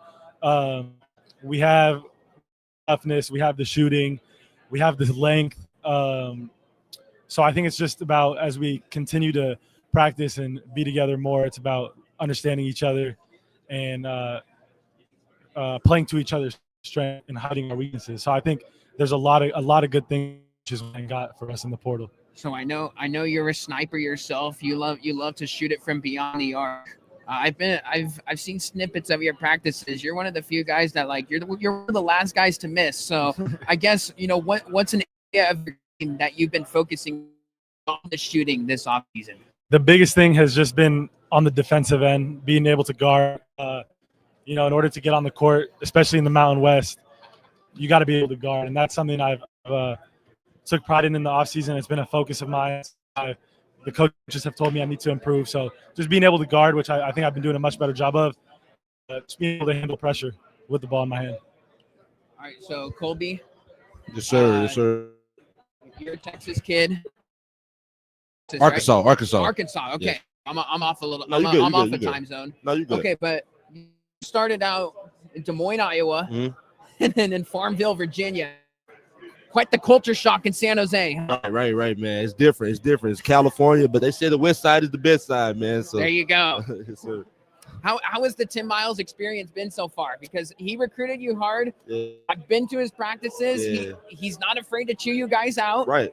But at the same time, you kind of get that one-on-one. Yeah. He cares about his players. Yes. So what has that been like? Tim Miles' experience with him as your head coach. I think you hit on the head, man. It's been great. He's a great guy. Like you said, he shows much love to his players. He make us feel love. So it's like when he chews us out and get on to us, it's out of love. So he's a great coach, Hall of Fame coach now. Yeah. Legendary, man. I'm honored to play for him. Did a great job recruiting. Just excited to get the season started with him, man. Yeah, so I guess you had yourself a productive role with Longwood last year. Yes, number 2 in points per game. You were second in the Big South in assists per game. Yeah. So I guess what is San Jose State? With your capabilities at the guard position, what are they going to see when they come out to the event center? Starting in less than 2 weeks from now. I think just whatever it takes for my team to win. I think that's the most important thing. Not looking at last year, I'm scratching last year. It don't matter what I did last year. It's a new year, new conference, new team, new players, new coach. So I think just the biggest thing you're gonna see from me is leadership. I think as a point guard, you have to be a leader off the court. Just helping my team to get better and doing whatever we can. Just put my teammates in position to be successful. Your level of excitement to play in Mountain West road environments. I imagine he's told you about some of them. Yes. But man, it's quite an uphill battle. Yes. So I guess I guess you faced a little bit of some tough environments in the Big South. I know High Point, rock solid crowd. Yes. I know you hit a game winner against them last year. So I guess you dealt with some of those environments, but when you get back to back at Utah State, at New Mexico, you got to be ready for it, man. Right. It's gonna be tough, obviously. That was great teams, like you said. Just being ready for the moment. I think just preparing summer long and all fall, just like it's nothing new. It's just no pressure at all, man. Just out there having fun. I just look at it as a privilege and embrace it, man. You just get to play in front of a lot of fans. It's just something you dream of as a kid. So just growing up and being able to, and I just gotta be present in the moment. There's no pressure at all, man. You were a part of the NIT last year versus Loyola Chicago. I think we can firmly say that was the best crowd of the year last year. Yes, absolutely. I mean, your thoughts on that crowd, what you hope the crowd brings to San this year, because see it, that event center could take in some noise very well. Definitely. And, you guys were down double digits in that game, and it almost felt like it was a 10-0 run from the crowd. Yep.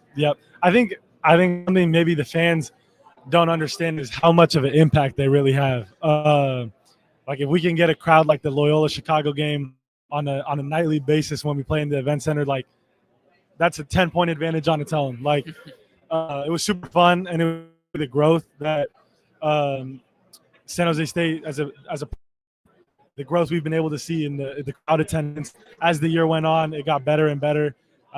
We had a good crowd against San Diego State, maybe New Mexico too. But yeah, that Loyola Chicago crowd was awesome. And it was proud to be a part of. So you're in Los Gatos, too far away. Yeah, exactly. Where'd you go to high school? Valley Christian? I went to Valley Christian, yes. Okay, yeah. So very familiar with San Jose and, just that area as a whole.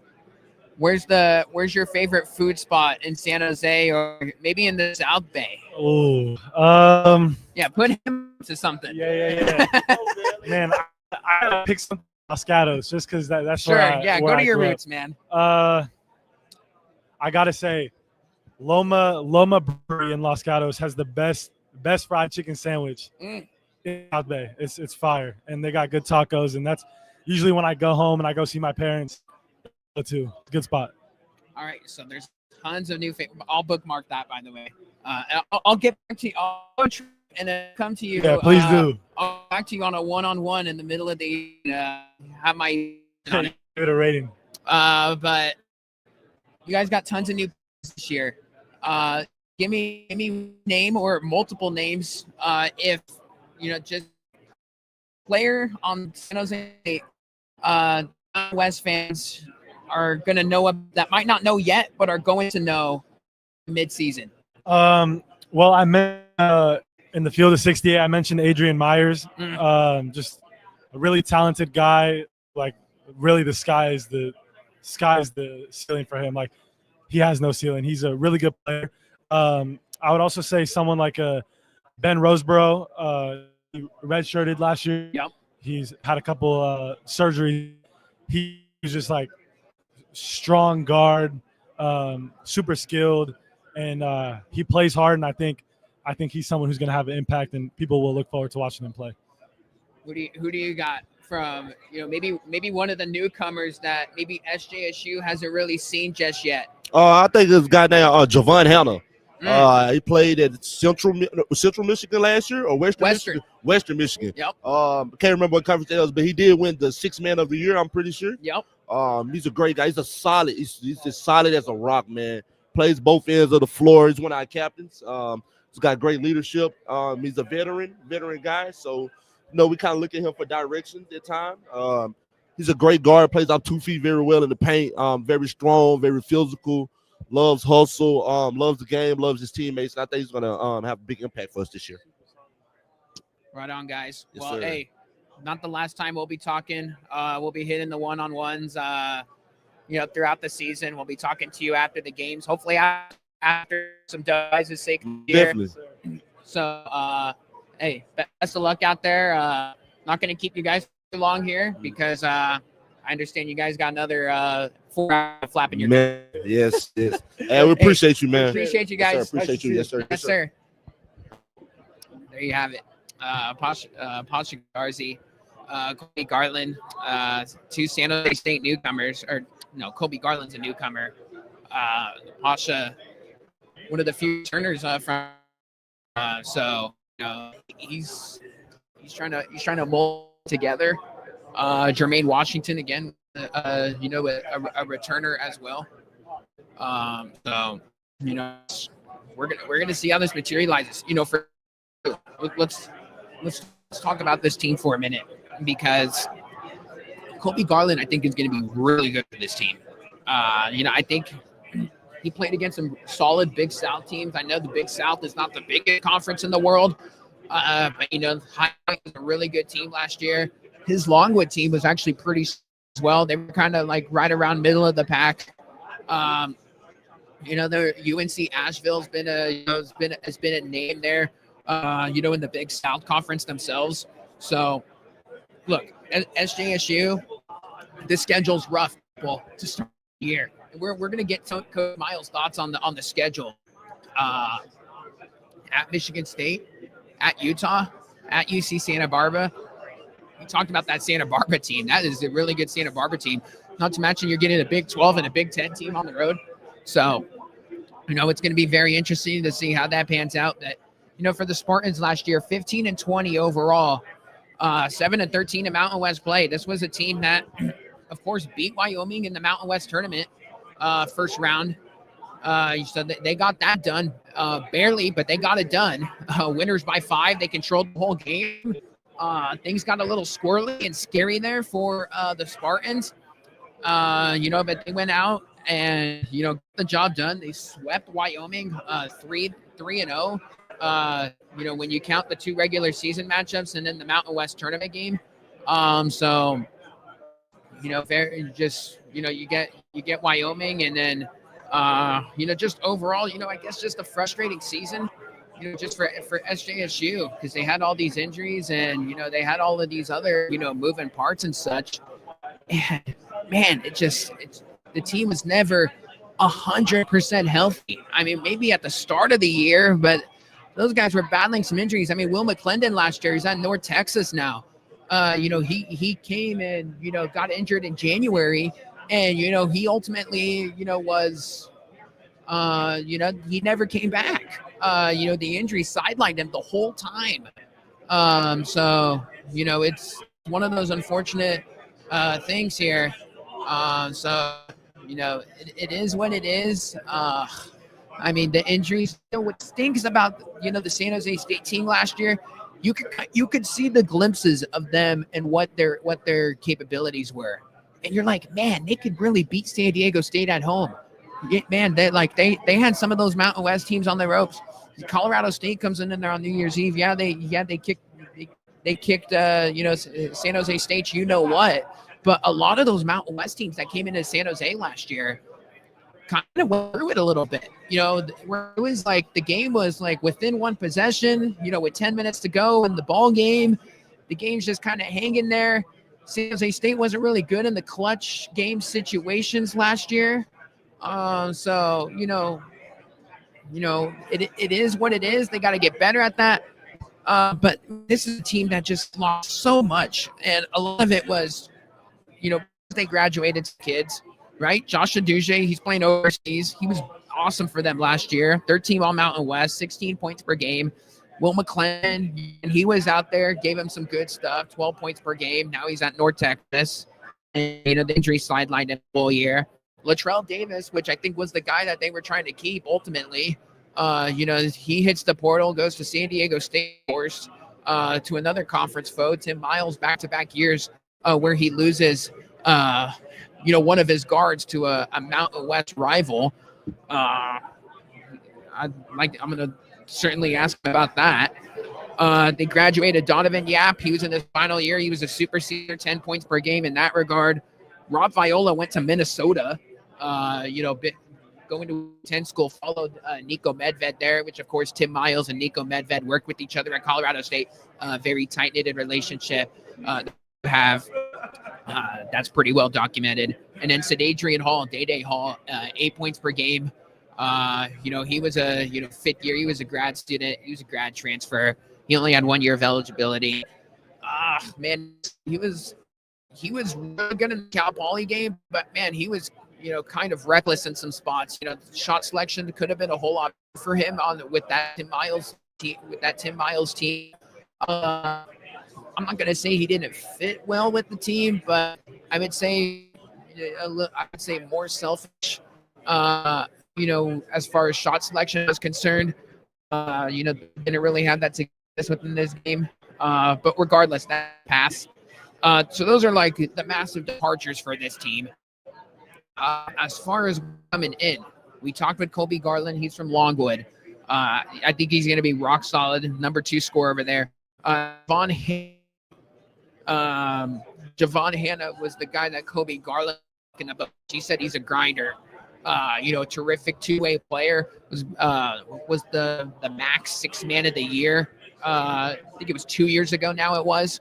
But he's an upperclassman. He was at Western Michigan for about 3 years. So he's a senior. He's a terrific on-ball defender.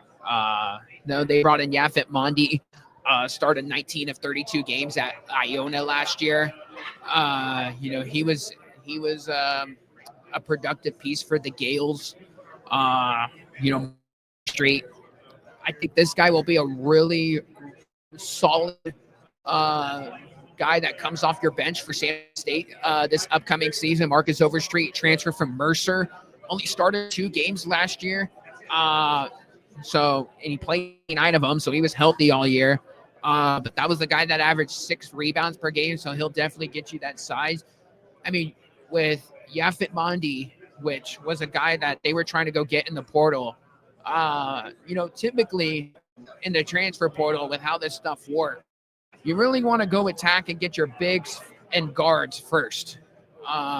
So if you noticed, and if you were following the transfer portal report within San Jose State, some of the first guys that they landed, Colby Garland and Yafet Mondi. And I think Adrian Myers might have been before Mondi, but he was not far behind. That just goes to show you where you got some goods to work with as far as the NIL goes. You got to go out and for a place like San Jose, you got to go out there and spend it wisely. So that's what they got going on right now. Those are the big massive additions. The additions per se that I would that SJSU had. They got back Pasha Gaddarzi. They were at Ben Roseboro, which I do believe, I want Tim to confirm. I think Roseboro will have a role on this team this year. Injuries have just been the downfall of him. Things have just been kind of in the way in that regard. Like he was injured in high school. He redshirted last year. It was just, man, if he could just get on the court. To my understanding, he's healthy right now. So if he can get out there, that would be a plus for this team. Look, you bring Jermaine Washington back, sophomore, and I'll say this: if I don't care who you are, what sport you play, if you're a freshman and get in action, you're doing something right. And I sound like a broken record when I say that, because enough people have heard me say that now in regards to whether I've talked to you on a one-on-one basis, if you listen to the podcast, my podcasts on the side, if you've heard me on the on the KSJS broadcast, it's one of those things. Like, man, if you're a classmate, you're getting action. The coaches are impressed with something. And Jermaine Washington was one of those dudes where he was, picking up people 94 feet last year. And he was a big part of the upset last year, which is still, like, I would want to say, like, the outlier. I don't want to say it was the outlier as well. I want to say like an outlier result, but that's definitely like when you're looking at the results, at the end of everything. That's one of them where you're going to look back on. You'll be like, wow, San Jose State beat the regular season champions in San Jose. So, yeah, that was definitely one of those. Shout out to our boy Niles. He's in the chat. He's saying, what do you think about the freshman recruiting class? Well, I could tell you this much. Melvin Bell is one of their highest rated recruits in program history. So I'll actually let Tim Miles answer that question for you, Mr. Niles, because Tim Miles, is coming and rumbling in here right now.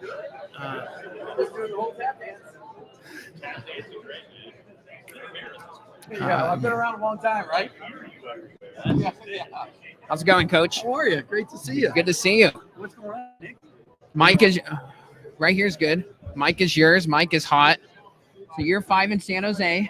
How we feeling? I start you off with the same question I started with you last year. Ninth in the preseason, too high or too low? Yeah. Well, it's too low. We're going to be better than that, and I'm excited to show our efforts otherwise. Yeah, I know you're a big KenPom guy, so you're 106 in KenPom. Yeah. I know you're trying to boost those numbers Yeah. up. I know you've been a 2 decades long subscriber to all Yeah. of those metrics. Yeah, before we got to San Jose State was averaging in the 300s. And so for us to, move that needle has been fun. But I am a KenPom guy. For years, I always would tease him like on Twitter that his computer hated my teams.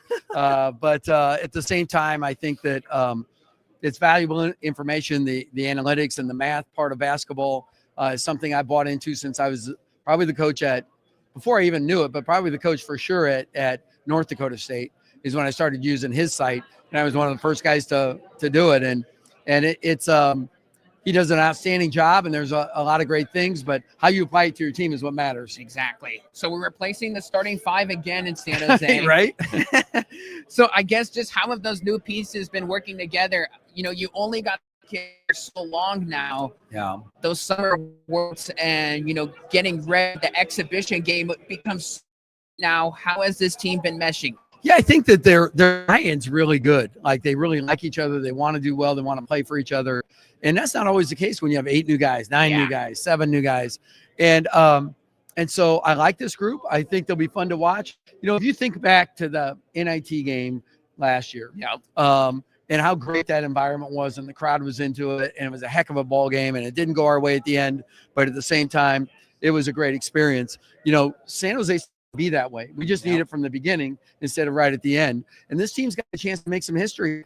We've been to 2 out of 3 postseasons. No San Jose State men's basketball has been to 3 out of 4 postseason events. So we're looking forward to maybe trying to make something happen that's pretty special. Melvin Bell and Ben Roseborough, some names that I think Spartan fans hope to hear this year. Yeah. Are we going to have those guys this Absolutely. Yeah, they're going to be on the floor. Ben is a guy that can really score the basketball. Had played for about a year and a half, maybe almost 2 years with injuries. It's great to see him back and healthy. And Melvin Bell, emerging freshman that's going to be a heck of a college basketball player.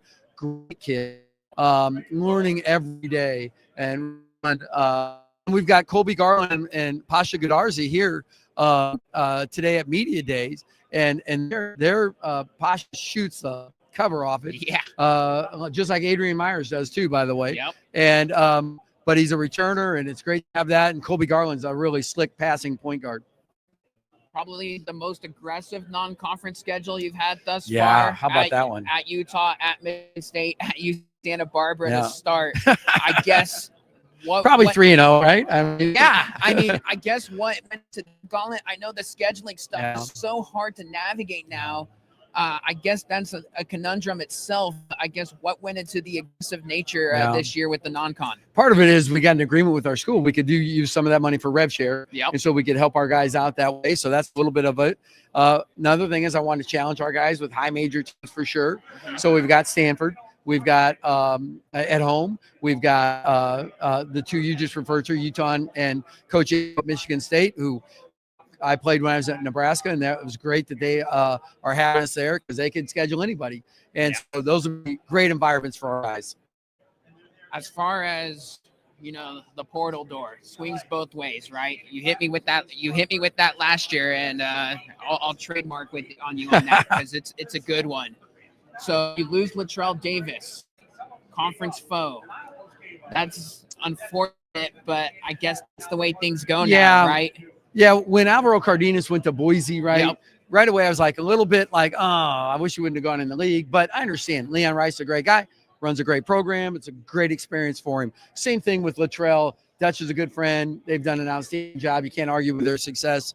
Do you blame him? Do I love it? No. Do I blame him? No.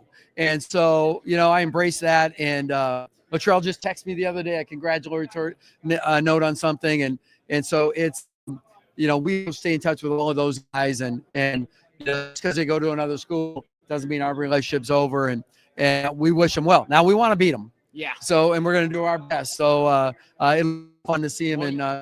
You had him twice last year. Oh at my San God, Diego dead to State. right. Yeah. Dead to right. I'll hit you with the other one, and Rob Viola. And this is kind of an interesting point, and I just think this just goes to what you were talking about. You're a relationship builder, but you maintain those relationships no matter what happens to the kids. Rob Viola said, said Minnesota media that kind of part of the process as far as him going to Minnesota. Yep. Obviously, you got the Nico Medved relationship. That part of it, just hey, Rob, the situation. I want to go help out my guy. Yeah, Nico was my assistant for 5 years at Colorado State. He's done an amazing job as a head coach. You see why we had success. I had great assistants, right? And so Nico and I had a lot of talks about Rob, and I know what Nico's trying to do. I know how he wants to run things. He knows what I do, obviously. And so, like, I talked to him about Rob's value on game plan defense and the things that he brings to the table and how well he moves. But here's what, you can't expect. It's not going to be a guy that's getting 18 points a game. I mean, but he's going to do this, this, and this. And I think it was a good experience because I want Rob to be successful. I want Nico to be successful. And the only time I don't want him to be successful is when we're playing them, but we're not playing them, so it doesn't matter. Exactly. I was gonna say he's in the Big Ten now, Yeah, so exactly. you could give him that, positive insight. Obviously, I'm a big regionality guy. I feel like you're old school, and I feel like you fall into that. Essential was it to get this relationship with Stanford on the hardwood? Yeah, I'm so happy, and they need regional games, obviously, and with the way their conference is spread out. So I'm grateful that they'll play us. Not everybody in the area will play us, and so this is a good one, and we're excited about it, and we're looking forward to bigger days going on. Yeah, and I know you've heard me, talking crazy about the crowd at our one-on-ones. The marketing with this basketball team and that nature. I guess your expectation is, butts and seats this year. Yeah. Well, I think what I want our fans at SJSU to understand is that their presence makes a difference in winning and losing. The more energy you have for that home team, the harder it is for the opponent, the more energized your guys are. There was a study done 100 years ago on what comes first, winning or big home crowds.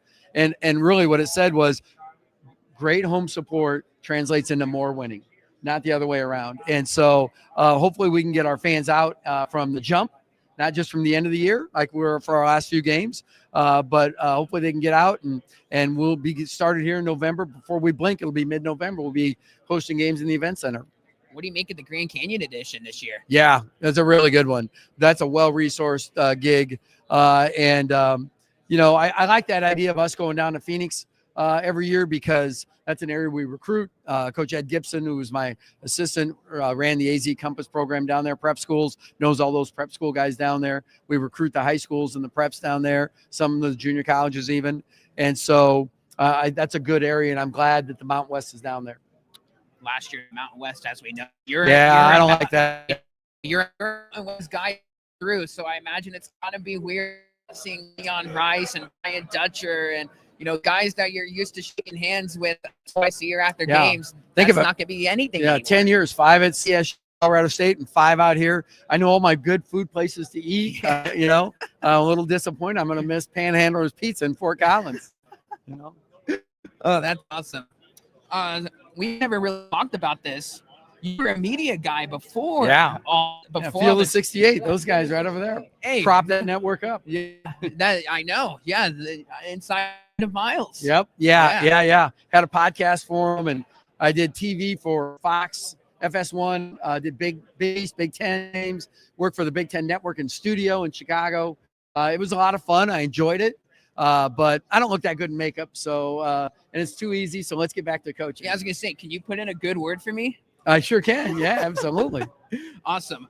I'll definitely follow you up on that during the season. Great. And we'll be definitely having more one-on-ones throughout. So appreciate the time, and we'll be definitely documenting the progress. Thanks for having me on today. Yeah. Thanks, good to see you, partner. Yeah. Thanks, Coach. Appreciate you. Thank you. There you have it. The head coach Tim Miles for San Jose State entering year 5 out there in the South Bay. Well, I guess we hit him with pretty much everything. Even got a little even got in on his media career as well. That's a whole lot of fun, man. Yeah. Coach Miles is great. I think people out in San Jose are very fortunate to have that guy. I mean, man, he's just a. You're gonna, we talked about this with Kobe Garland, right? Where you're gonna get look what he did with Rob Viola, right? Kind of putting him in the best situation for him, and Rob Viola, 3 years at San Jose State, wanted a different role in his final year of collegiate ball. As you know what, if you're gonna hit the portal, let's see who you get from, and we'll go from there. And then obviously Coach Miles and Medved's relationship, they work together for so long. So that goes without saying. So it is what it is. Your players. I mean, I understand it from the fans, and I absolutely hate it. I hate it as a media guy too, because I gotta build with all the players. Not that I'm doing that, but come on. I enjoy talking to the same people, beyond just 1 year that we have it. So, I mean, it stinks, obviously, it stinks for San Jose that they only had Davis for 2 years, because was a very marketable player, maybe one of the more marketable players program ever had. Real to history within the basketball program. If that kid's for 4 years, he blossoms into who knows, into an Amari Moore type career, right? All of us remembered by all the people coming in and out, but just so difficult, right? You have all of these different people and such, but that's just the way the business and the way the transfer portal works. So that's just the way things go.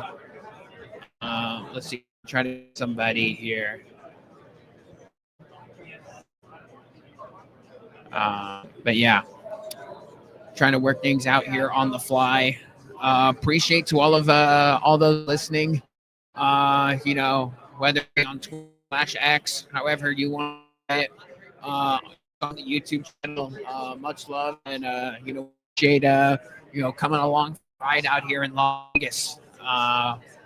The only San Jose State media member out on Radio Row presently. So we appreciate everybody, for tuning in on the coverage. And, look, as someone that is just an avid college basketball fan, watches these team preps for these games as a broadcaster, knowing all the skill sets that, for the most part, that these guys have to offer, it's very fun. So, it's a fun ride, and, I'm glad to be a part of it. Look, here's what we're going to do. I'm going to go to get somebody on interview right now. We'll be back in hopefully a minute. We'll see what's going on. Cheers.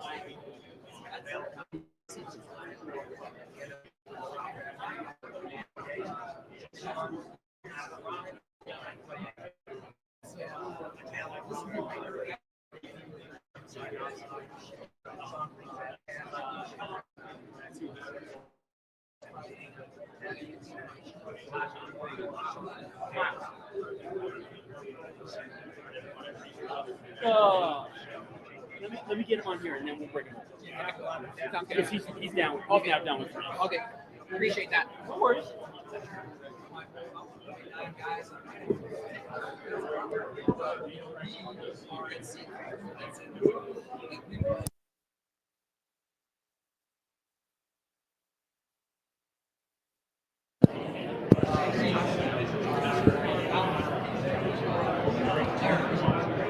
All right, we are back at Mountain West Media Days, straight from the Strip in Las Vegas, Nevada. Nick is bringing you the coverage right here on radio.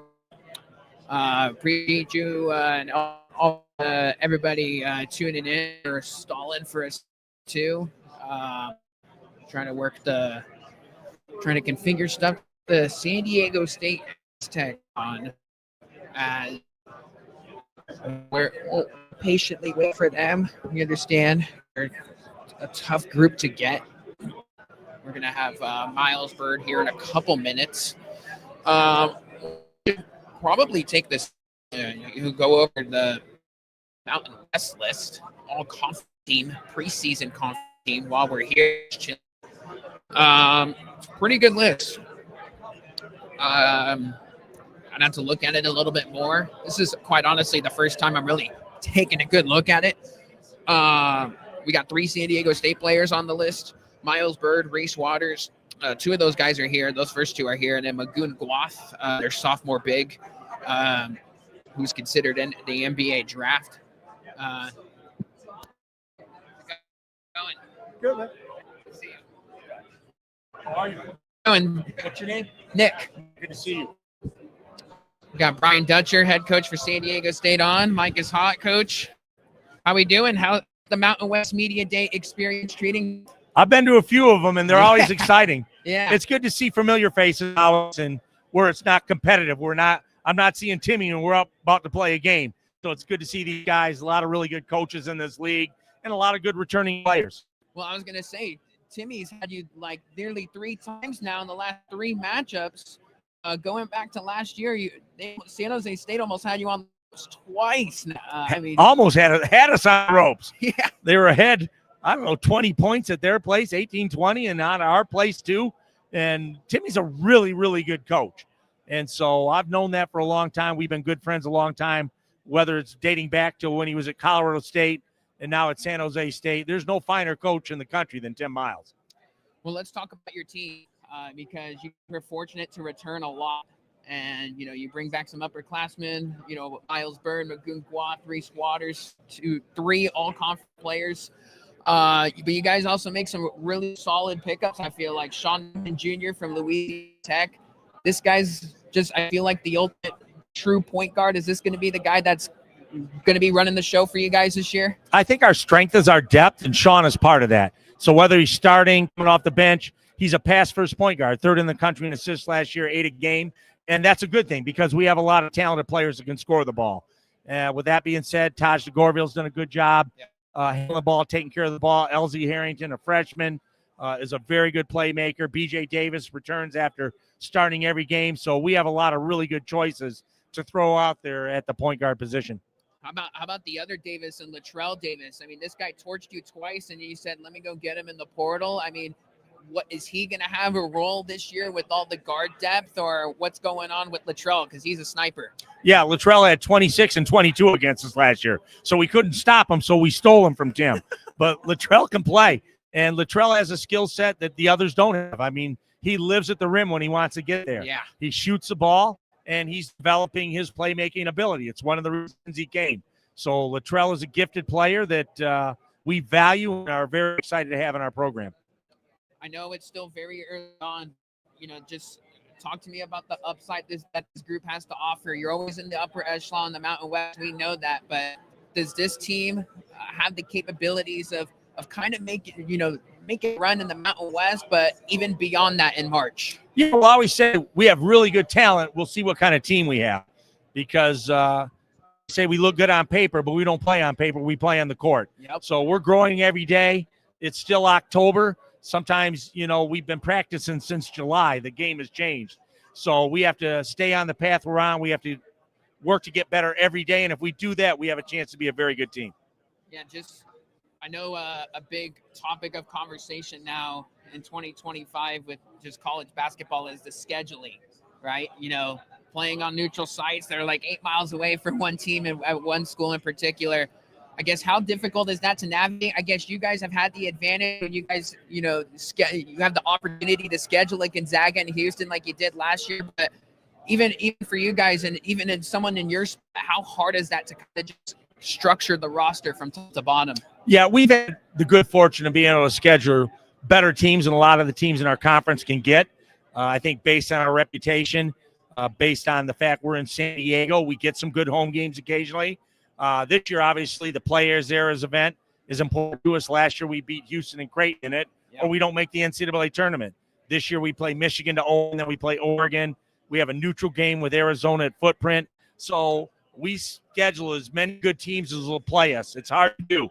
A lot of teams don't want to step outside the box and give Mountain West teams a chance. But we've been fortunate to get a really good schedule again this year. You guys I know you've had him on the coaching staff for a little bit now, but Aguaco Rope, you're big that was, served so many years for you in the front court. You bring in Kimo Ferrari, another former player of yours. Was that kind of a point of emphasis? Like, hey, I want some of my players some of my former players on the staff to kind of instill within my roster this year? Yeah, I mean, AG is the ultimate team guy, He played through injury. He fought his way through, helped us make a national championship game in his senior year, was such a great leader and good person. We thought it was valuable. We keep him in the program. So we hired AG. Kimo is a San Diego kid, went to high school in San Diego and obviously got an Ivy League degree, played his final year with us and wanted to get into coaching. So what better opportunity than take a kid that was been in our program a year and start him on the coaching path. So we get good kids that are about the right age, and we try to help them put forward in their careers, especially if they want to coach. Dave Velasquez still tearing the team apart, yelling and screaming like he always does. 100%. Good cop, bad cop, and good cop. So you figure out who the bad cop is. Yeah. I think everyone can answer that. What do you make of the Grand Canyon edition this year? Solid home court, top tier team in the WAC. Now they come to the Mountain West. This is going to be another solid the league. I talked to the Grand Canyon radio people. I've got my butt kicked in a couple of times. That environment's insane. And Drew's a good coach, and they have really talent. Hemsley from UNLV put 20-some on us last year. Yeah. Now he's playing over there at GCU. And with the transfers they have, they're going to be very good. Well, awesome stuff, Coach. Best of luck this year. Thanks for having me. Appreciate that. Yeah. And we'll see you down the road. Sounds good. Thank you. There you have it. Head coach for San Diego State, Brian Dutcher, on a very tight schedule. Obviously, this guy, national championship 2 years ago, and he's obviously he's with every radio outlet possible here,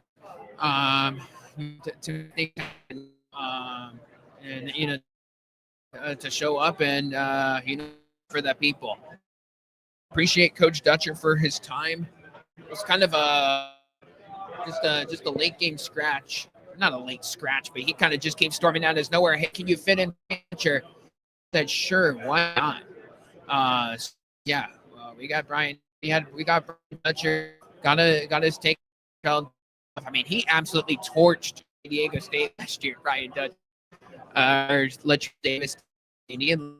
26-22. He hit like 5 threes, and what are they? That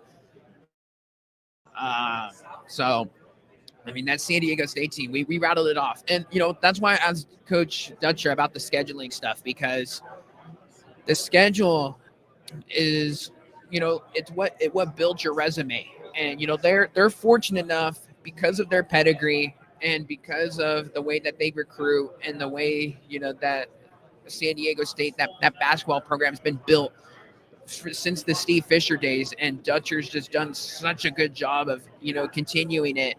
And even taking it to heights that it's never been before. It's been one of those, situations where, hey, we can go play. Gonzaga gets to come to us. We can go play Houston on a neutral in Las Vegas, or, in Phoenix, wherever the tournament was. Meet me halfway in Phoenix with San Diego and Houston. Look what Houston was last year. They were 1 seed in the NCAA tournament. We're 2 shots away from winning the national championship. So, and look, San Diego State was a first 4 team last year. What did they do? They beat Houston on the neutral. And they lost to Gonzaga. They lost to Gonzaga on the home court, but it's one of those things when you have the scheduling, when you could schedule a team like Gonzaga, there's not a detrimental loss to that because Gonzaga is to be good. It's going to go down as like a quad 1 loss because of the way that the metrics lie and such. So San Diego State, he talked about it, the players' area tournament, Coach Dutcher did. That's the big one. It's what solidifies that non-conference. Michigan, Oregon, and a third team to be determined to have coming up. So, look, that is very advantageous for the Aztecs. If they're clicking and that player's area go 2-0 and they avoid a bad loss, come from the mountain when the Mountain West, the tournament rolls around. We're looking at all these, the bubble talk starts to increase. That's the way you're going to look at San Diego State, and they got those quality wins. You're going to be like, yep, that team might not be on the bubble as long as they can avoid those quad 4 losses, which they were very close to last year. And it was kind of alarming for their standards how just insane it was that it took a buzzer beater to win at Air Force in overtime last year. We talked about the San Jose State games when San Jose State was up 15 plus points in both of those and still lost the game. I mean, sorry, but if San Jose State wins one of those games versus the Aztecs, they are not going dancing in the NCAA tournament, especially the way that they fall on the first 4 line. Now, look, you play in the first 4, you got to play the extra game. I know one of those first 4 teams make a run, but man, they got just absolutely pummeled. And look, when you lose to North Carolina by 27, it was in the first 4, and that North Carolina team was completely unqualified to make the tournament last year. Hardly had any quad 1 wins. I mean, it was. I think that told you just how weak the roster was for their standards. And don't get me wrong. You think Tim Miles would kill for that roster, that Dutcher had last year. He just simply would. Guys that can guard, that can shoot. You get Magoon Guath and Miles Bird put together. You get really good stuff. And they had Nick Boyd last year. I think Nick Boyd, they lose 13 points per game with him. But, we had John Newman with 8 assists per game. With all the other scoring opportunities that they have, just across the board, there's not going to be too much of a drop off. There's hardly anything when it comes to that. So, look, I think San Diego State is in the league. We didn't have time to ask Brian Dutch, but just his last time in the conference, playing these teams, I imagine he'll have some relationships with them, whether that be, scheduling a game here or there. Obviously, these guys have worked with each other forever, especially with Tim Miles and, Brian Dutcher. Those guys got over, 30 plus years of coaching experience. Miles does. But it's crazy how how things are kind of taking a turn.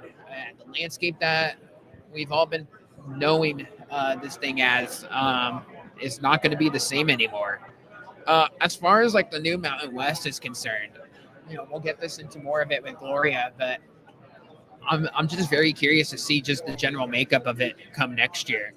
Because I do think when you take out all the heavyweights for basketball, the league is going to take a step down. There's no denying that. When you erase San Diego State, Boise State, and Utah State, teams that are accustomed, the NCAA tournament now for nearly every year, your league to take a hit. And I'm not saying this, just for other teams, but you look at a team like San Jose State, you look at some of these other other rosters, if Fresno can, Fresno's going to go to the 12, but if Wyoming could get their stuff together, UNLV could all of a sudden be a power in the Mountain West. If Josh Pastner works out, his portal guys, work out the next couple of years. This allows those teams that have been treading water right around the middle of the pack to take that next step. And I think there's going to be more opportunity for those teams next year with the departures. With all that being said, I mean, we this is a conversation that we can have in a year from now, but I'm interested to see just how the metrics align, with all of these schools. And it's all of a sudden the Mountain West is not a 4-bid league anymore. It's more like a 1 with 2 if we're being nice now. Like that's the way it's going. It's going to come down to. So, I'm interested to see, how all that works out. Just kind of scanning the area here, setting the scene. We got some UNLV and Utah State guys rumbling in now. Let's see. So we got New Mexico and San Diego State. We chatted with the boys from San Jose. And then, look, we talked with the boys from Grand Canyon and Nevada. So I would say we're about halfway done with this thing. We got Gloria Nevarez coming up, Mountain West Commissioner, in about 15 minutes from now. So a whole lot to be excited about. I see some fellow media heads that I've had on some podcasts before as guests, and talking with them in person has been pretty cool. See some familiar faces around here. But yeah, the experience has been awesome. And look, we still got like another, like we're still not even 50% done with this thing. So we're gonna get to it. We're gonna try our best to get to everybody. Everybody's kind of on their own schedule. And like I said at the top, if you're just joining in, this is kind of like, hey, we're man on the street type thing. We're operating on the fly here, which is pretty, I guess, for some people it'd be stressful. We're working it out the best to our capabilities here. But this is the way things work. So look, we're gonna see what's good with Miles Bird and Reese Waters, whether we get one or both of those guys. They said they were coming over, but the San Diego State kids are popular, so we'll see how all that goes down. What we are going to do now, though, we're going to take a quick break, actually. I'm going to go do some housekeeping on my end. Just keep the ball rolling here on our end. And when we come back, hopefully we got somebody at the desk chatting it up with us. So we'll be back. Let's go ahead and call it 3 minutes from now, and then we'll be back, talking some hoops. We'll take a deep dive on one of these other teams, somebody that we've already talked to that we really haven't, broken down just yet, and what the roster structure looks like. We will do that here in a few short minutes.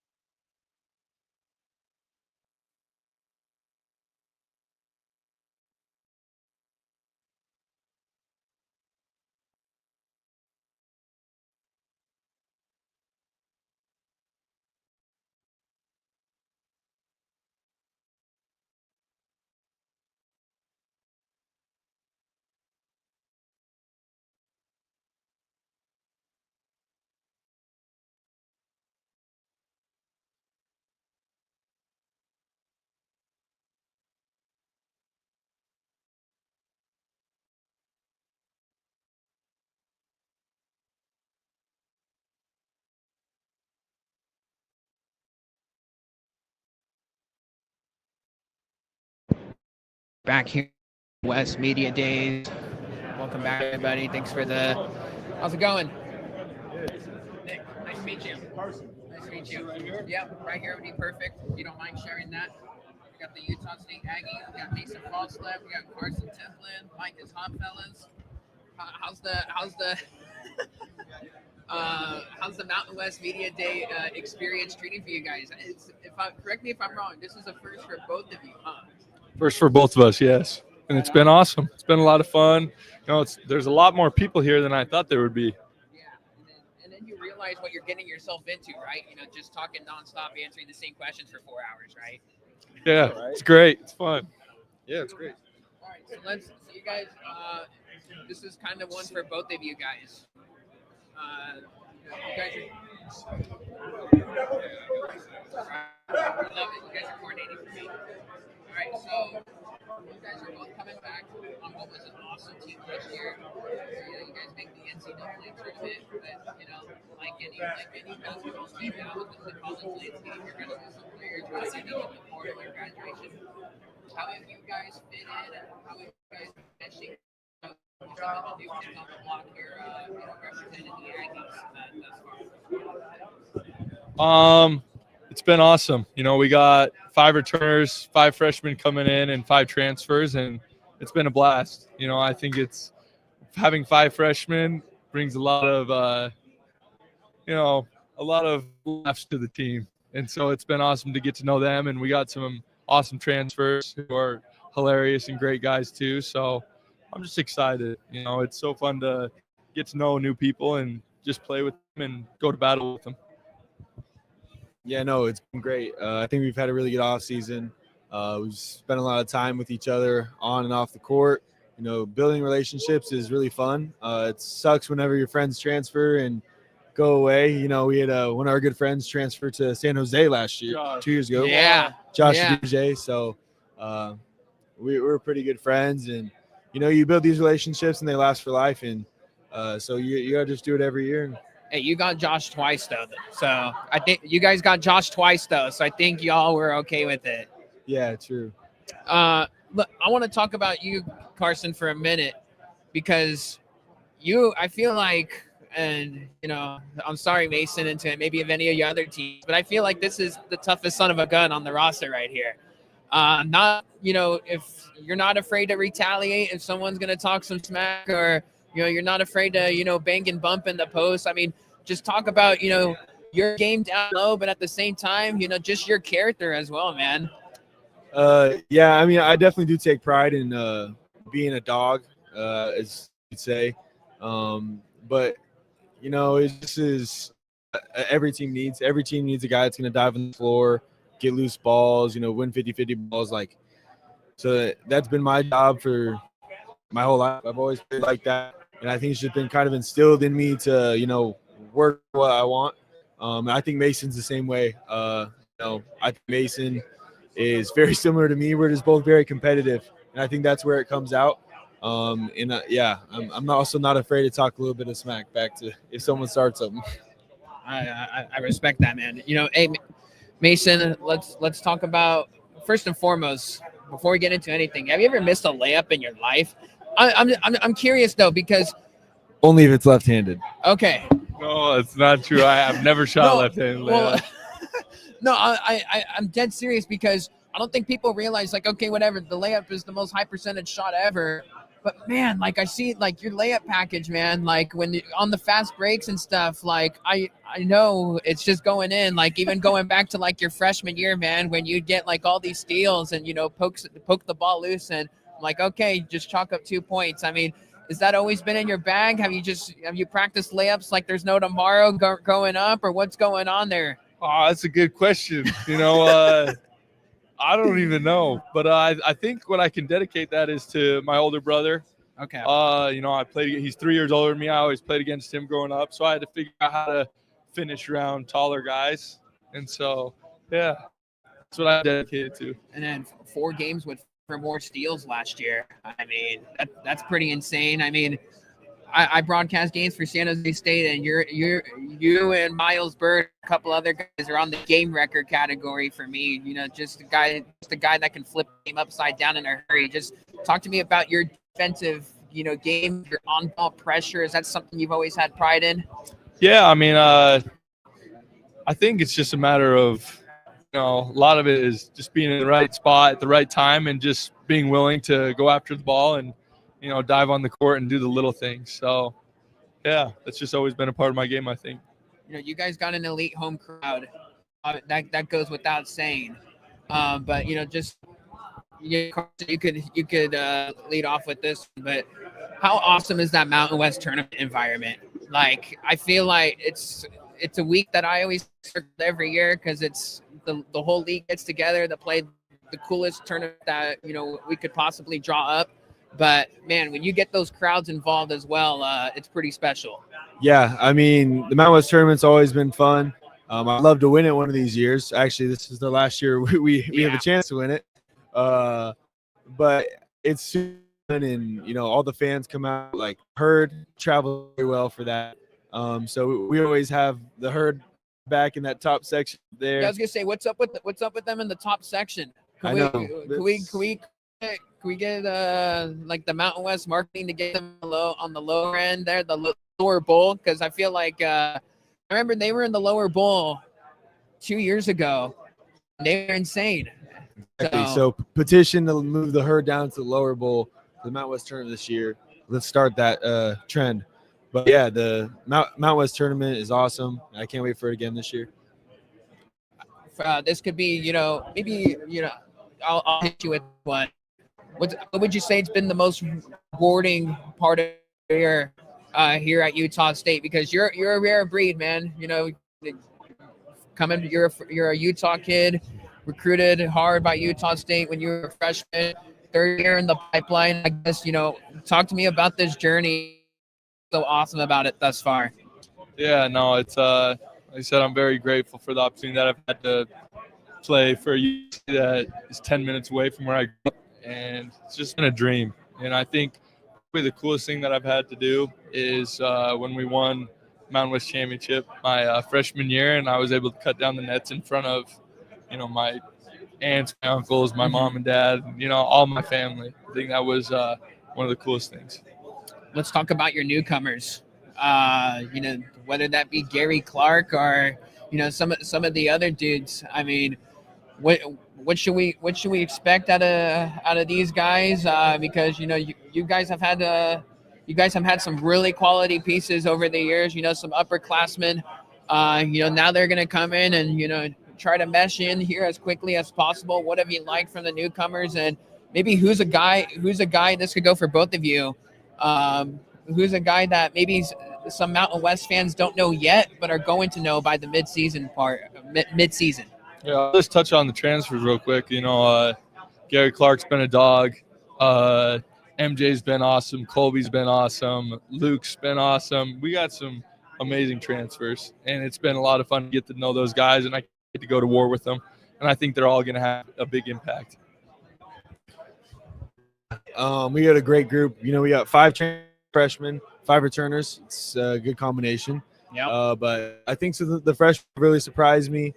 Adlin Elamine has been very good. He's a baller, 6'10". Elijah Perryman has been great for us.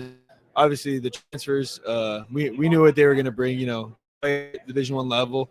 And so I think it's the most interesting to see the freshmen and just see what they can do. And, I think we got a good squad, and I think those guys will definitely contribute for us. Before we sign off with you guys, you can't the Spectrum Center, toughest Mountain West environment to play in. Oh, the toughest to play in. Oh my gosh, that's a good question. I know there's a bunch of good ones. New Mexico has a great home crowd, but I love playing there. Yeah. I love the environment. I love that thing. I'd probably go with San Diego State. It's a little bit harder to play in just because I don't know why. I'm just gonna say San Diego State just because I love playing in New Mexico. I love their crowd and I love being in that environment. Yeah, you stole the game there last year too. Crazy. I would say probably the Pit is the best environment. But I think the toughest place to play is probably Fresno. It's just no fans, no one's coming. That's one we haven't heard yet. So I think it's hard to play there. It's hard to get up for those. I mean, obviously they're a good team. You know, we got to bring everything we got, but it's harder to like get like going for those games because it's like there's not a million people yelling at you like the Pit, San Diego State, and some of these other venues. So I think sometimes it can be those places, but I think the Pit and San Diego State are the time. I'm totally with you though, because it's one of those venues, and let's just be honest, we could throw San Jose in that category as well, where it's those venues where you have to create your own energy, right? And you know, sometimes these teams are talented, and you know, sometimes the first 10 minutes could kind of not go the way you envision it, and then you're dealing with an uphill battle. So that's the beauty of this league. There's no easy win, and I know everyone's gonna have Utah State circled along the way, and I know you guys are ready for it. So best of luck this season, fellas. Appreciate it. Thank you. Thanks. Great stuff, guys. Thanks. Thank you. There you have it. There's the Utah State Aggies. Mason Falslev and Carson Templin. Falslev's on that first team list. Not the preseason player of the year. Not that he gives a damn about that, but quite honestly, I might have voted for him for preseason player of the year. Way I probably would, if I had a vote, that's the way I would have done it. So look, I don't have a vote, and I probably would have gone that route, but I'm not gonna. I'm in the game record category. Him, and it's Mason Falslev and it's Bird. It's the best of the bunch. So, Falslev is awesome. I think it's appropriate that I asked him the layup question. It's insane. I want everybody to watch just the Mason Falslev game with Utah State this year, and just see how it all worked out, because it is just amazing. How are you? Good to see you again. Yep. Whatever seat you'd like.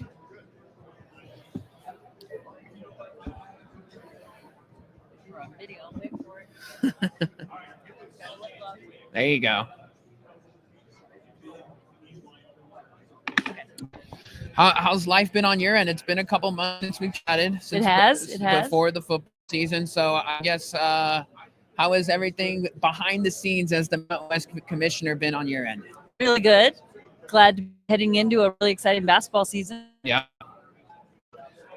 As just the makeup of the league this year. It's just the once in a lifetime year where you're gonna get these teams in here forever, plus the Grand Canyon edition. So I guess, what do you make of the Grand Canyon edition this year, but I guess going forward here for the league? Adding graduating teach that they make us, they add to our strength. They're bringing a very seasoned program that has a lot of NCAA experience.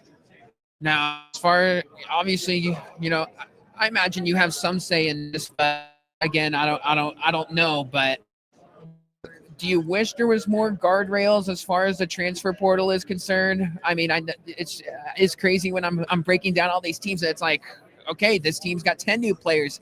I feel like, just from a fan perspective, and fans that are dedicated to these teams, they got to learn 10 new. Is that something? Do you wish guardrails with portal? Yeah, the way it came off, the portal was rather quick. We went into a little bit of a wild west. The market went a little bit crazy.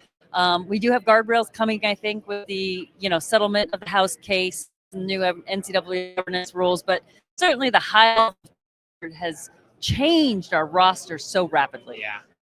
Yeah. Tournament expansion that's been floated out the past couple months, reports and such. Are you pro, expansion? If so, how many? Or are you the field of just that field of? I started from a place of look, it ain't broke, don't fix it. However, I do have a Dan Gavitt, the NCAA czar on all. And if there is a way it while still keeping conference tournament relevant without over rippling negative effects into the current tournament. I definitely could support some expansion, but I haven't really been in the detailed conversations. Okay. So obviously, with the Grand Canyon edition and adding one more team, a couple of the last few seasons, Yeah. You got to rearrange the mountain tournament schedule.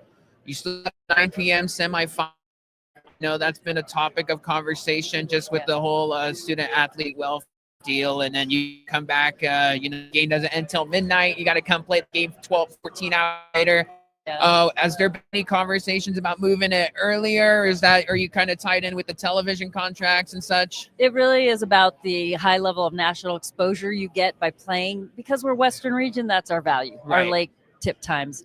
But a lot of what our championships are designed to do is prepare teams to be competitive in the NCAA tournament. And that's exactly the type of schedule you're going to see when you keep going into the NCAA tournament. So, it's not far afield, but also helps prepare for the next round. As far as just the other postseason tournaments, obviously the NIT is a staple. San Jose State was in that last year, but it seems like we're starting to get a few more of these, like the Crown, right? That Boise State was in. Do you like those? Do you want like more teams in these postseason tournaments just for the exposure of the league, or do you think there's some downsides to it? We are absolutely about the NCAA as our first priority, getting the most teams in that tournament for the national title as possible. I like the idea that there are other postseason opportunities, and for every team it's different. Some into those to build for the next class, into those events to keep the current roster together. It really is a function of whatever works well for the team in that season. I know that the average college basketball fan is kind of like, hey, can we not spend so much time at the replay monitor? Do you have conversations with the officials or the nature to kind of correct those, to kind of not disrupt the flow of the game too much, and sometimes still get the call right? That's the push-pull, isn't it? Yeah. You want to get the call right, but in doing so, we've given up where the last second shot goes through and everyone celebrates. Now the last second shot goes through and it's quiet, and we spend time at the monitor. Yeah. So I'm of the camp that getting it right's probably more important, but we have sacrificed some excitement and flow. As I know you're not a coach, but you're still monitoring all the coaches. I feel like one of the biggest conundrums that we have right now is the non-conference scheduling. Forming it. The metrics. Not the best, but there's other teams and leagues that do that. Is that something you may get your hands on? If a possibility, just say, hey, like maybe promote a little bit more regionality, maybe have a little bit more balance with the neutral scheduling. Like, has that been any conversation in regards to that? From a league office, we don't control performance. Sure. Hire coaches, recruit athletes, or build facilities. But the three levers we do have influence over: non-conference, conference schedule and format, and tournament access and format.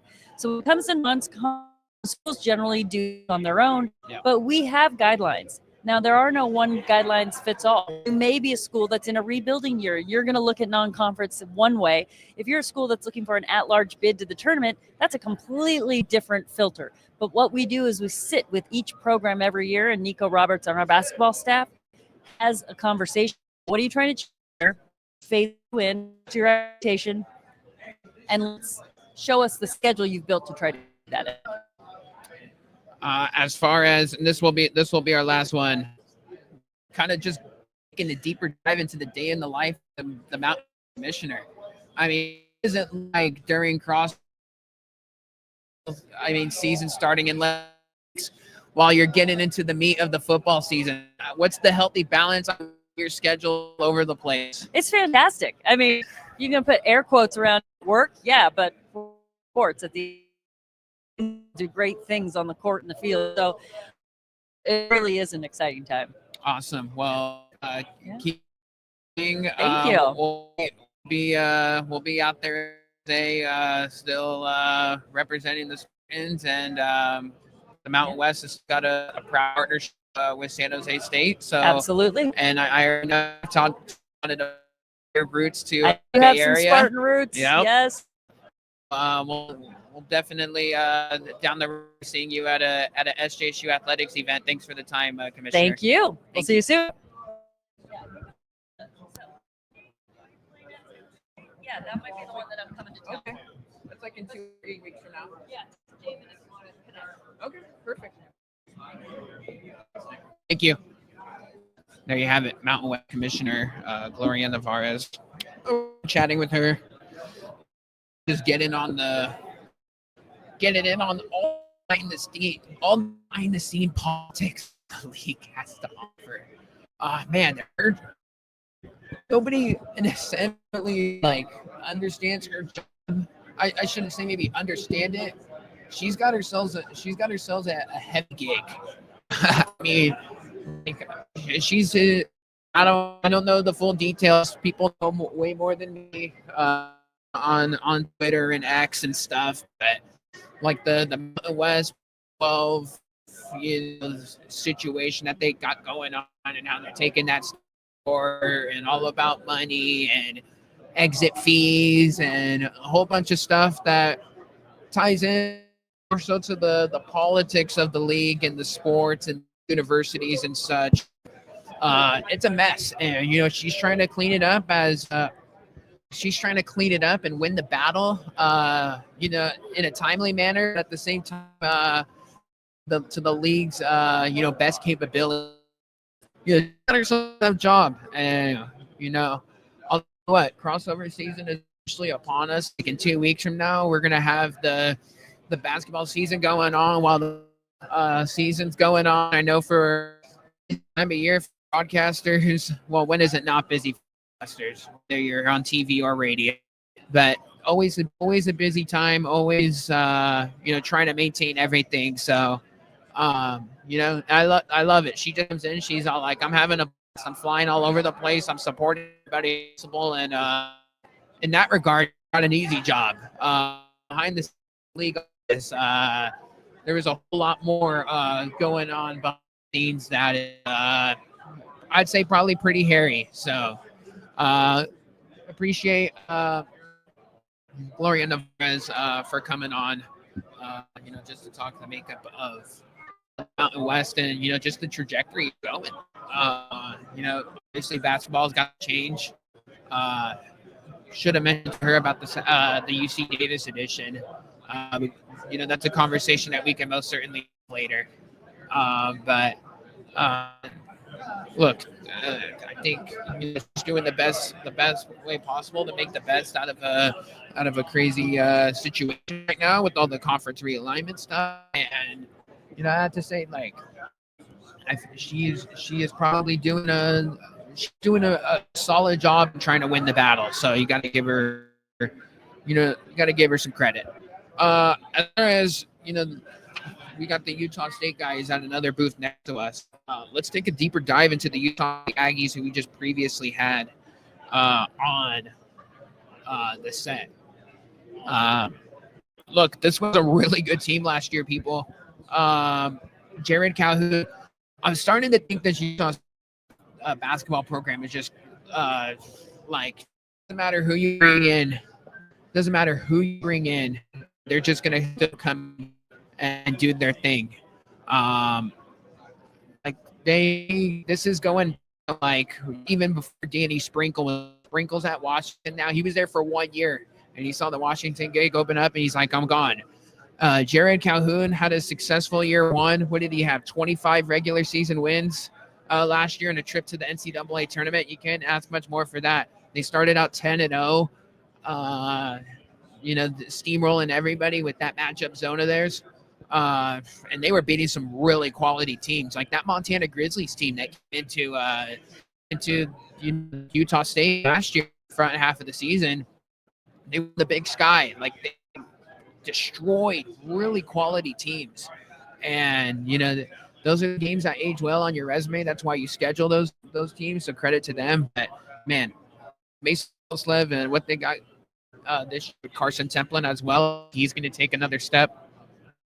And just what they've had in the past. It's been pretty remarkable. Like even with the Darius Brown and even Josh, he was really productive there for 1 year. You could very much argue he should have won like Sixth Man of the Year. Or in fact, he did win Man of the Year. Utah State. So, I mean, when it doesn't matter what coach they have or whoever that they bring aboard, it just seems to always work. The home crowd most certainly helps. But that Utah State team is a blast to watch. They're a pain in the neck to go up against, and I mean, you see it like the game in San Jose last year when San Jose State played Utah State. I mean, SJSU shot like % for like the first 25 plus minutes of the game, and they were still like chasing time. So like Utah State is one of these teams, like they can roll out their B- C+ game, and because they got so much depth, they could bring out the best. They're gonna bring out the best for everybody. It doesn't matter because they're just good and they're so deep. And like look at last year, they had Dayton Albury come off the bench. All right, they had Dayton Albury come off the bench. They had Drake Allen come off the bench. I'm trying to starting for them on the top of my head. I'd have to go back and look, but they had like 4 guards where you were like, man, he can handle the ball. Even that Dexter Acano kid, who's previously at Oregon State prior. They got so many players where they can just go, and it's like, wait, they got this guy coming off the bench too, and he can go get a bucket, and we got another guard as well. Like they are just so well balanced, so well coached. That matchup zone freaks people. I get better on the man-to-man defense because I get there's some spots where they couldn't run the matchup zone where teams would on it, and then they were kind of stuck in man-to-man, and it just wasn't as successful. So I think the defense can improve from that standpoint. If it does, take them out of extremely serious. Just by the way, I still have San Diego State winning the league, just like the season poll suggests. All 26 first place votes tells you all. But the Utah State, I mean, that is one of the few teams that you're like, they're going into New Mexico tonight. They're going into San Diego State tonight. They're going to go. They're more than capable of winning the game. Because a lot of times when you look at these Mountain West schedules, you're like, okay, who's the home team? Who's at home? Who are they playing? Okay, yeah, just pencil them in for the win because the home courts are so good, and the road team nearly has to play A+ just to really even have a chance in the game. So it's in a way that how dominant the home courts are, and how it measures out to be advanced home team. But they're a bunch where it doesn't matter where you look, they got players everywhere. We talked to Coach Calhoun, Jared Calhoun, Utah State coach. We're going to get into more depth. And the guy that I was talking about was Ian Martinez. I mean, that guy was unbelievable last year. Senior, he really took a next step within his game. We talked to him last year, and he really said, like, hey, get ready because I got a whole lot better. And, he was a confident kid, and man, he was hitting some ridiculous shots last year, like contested threes, mid-range jumpers. Like his mid-range game was so silky, and he was just like tough bucket after tough bucket. Even when they got dismantled by Purdue, when they were in the NCAA tournament, what was it, last year, 2 years ago, whenever it was, I think it was 2 years ago. Whenever they got dismantled by Purdue, Ian Martinez was hitting big bucket after big bucket. They were down 30 in the game, and credit to him. But man, he was such an important piece. And now you're going to expect Mason Falslev to really elevate his game. Falslev averaged north of 15 last year and a jillion steals. But Ian Martinez, I mean, he had to average 16 points per game. He was a key departure. We talked about Dexter Acano, Dayton Albury's at New Mexico, and they lost Abin Gadaretse as well. He was an upperclassman, just solid, hey, give me 10 minutes off the bench and go to work. He was in foul trouble a lot last year, which I think was a downside, and kind of screwed things up when they'd kind of play some more physical teams on the road, because then all of a sudden, Templin's in foul trouble, Gattaretzi's in foul trouble, and then you got the third guy that coming off the bench, the third big that's hardly played, and he's in not the most greatest situation. So it's a conundrum that they had to deal with, but we'll see how they handle it. We'll see. That is something definitely to circle with this team. Keep an eye on the front court depth, because if Templin gets in foul trouble, who knows what that looks like on the back end. They bring back Tucker Anderson as well. That was a big addition for them. He came from Central Arkansas a year ago, so he's a returner. That's gonna provide some good stuff for them. Great 3-point shooter. Started off red hot, kind of cooled off towards the back end of last year, but solid piece that they're gonna rely on again this year. But they talked about Gary Clark from Corpus, Texas A&M, Corpus Christi. I imagine not a lot of people in here are watching Texas A&M Corpus from the Southland. I'm not you, I wasn't either. So that's a quality program. They're always top tier in the Southland. Not that it's a great conference or anything, but one of the low majors that has some solid players that unfortunately for those guys end up transferring. MJ Collins from Vanderbilt was a rotation, 7 points per game. And then they brought in Colby King. A lot of people have been high on 6 points per game. The Air Force transfer, Luke Kearney as well. So interested to see how that materializes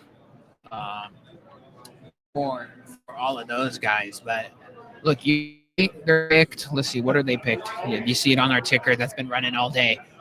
They're picked second on the preseason polls. I would say that's about right. Just looking at the preseason polls, what do I have, switched? I think I had maybe UNLV like a notch or two lower, even though that's kind of like a mystery team. I had San Jose State over Wyoming, but you could interchange those two because I think they'll be probably pretty balanced this year. They'll be flip-flopping back and forth. Very excited to talk with Sundance Wicks when we get the opportunity, because that guy don't need caffeine. He doesn't need any of it. He's up at 5 a.m. in the morning and he's ready to go. That was a little bit low. I mean, kind of low for Nevada. Steve Alford got some good teams. I know it was a disappointing year last year, but I was a little bit shocked by that. I had Grand Canyon swapped with Boise. I think Canyon finished as third. I had Boise fourth, New Mexico fifth. I had Colorado State, Nevada over Colorado State and UNLV, and then UNLV and Colorado State. Catching with our ticker here, but yeah, and I couldn't change Fresno or Air Force, even though I heard I'm very interested to talk to Fresno, because I've heard just talking with some other people while we were breaking away. Heard some good feedback from Fresno, so we'll have to. The coaching report from Vance Walk, second year Fresno, along with those players. Hey, he's got Jake Heidbreder, former Air Force Falcon. Was that Air Force 2 years ago? Then the year before that, didn't really. Now he's back in a number one role out Fresno. This Heidbreder's gonna light it this year. I'm to talk to him because even though Fresno might not be the most greatest team in the world, they're gonna be a really solid bunch. Let's see what we got going here. But yeah, Fresno's an interesting conversation that we had. We're going to see how that carries. What right now is I'm going to go try to line up, try to get our in a row here with some more people to chat it up with, and we'll see somebody coming back to the table here So we'll see how that works out, and yeah, we'll be back in just a few.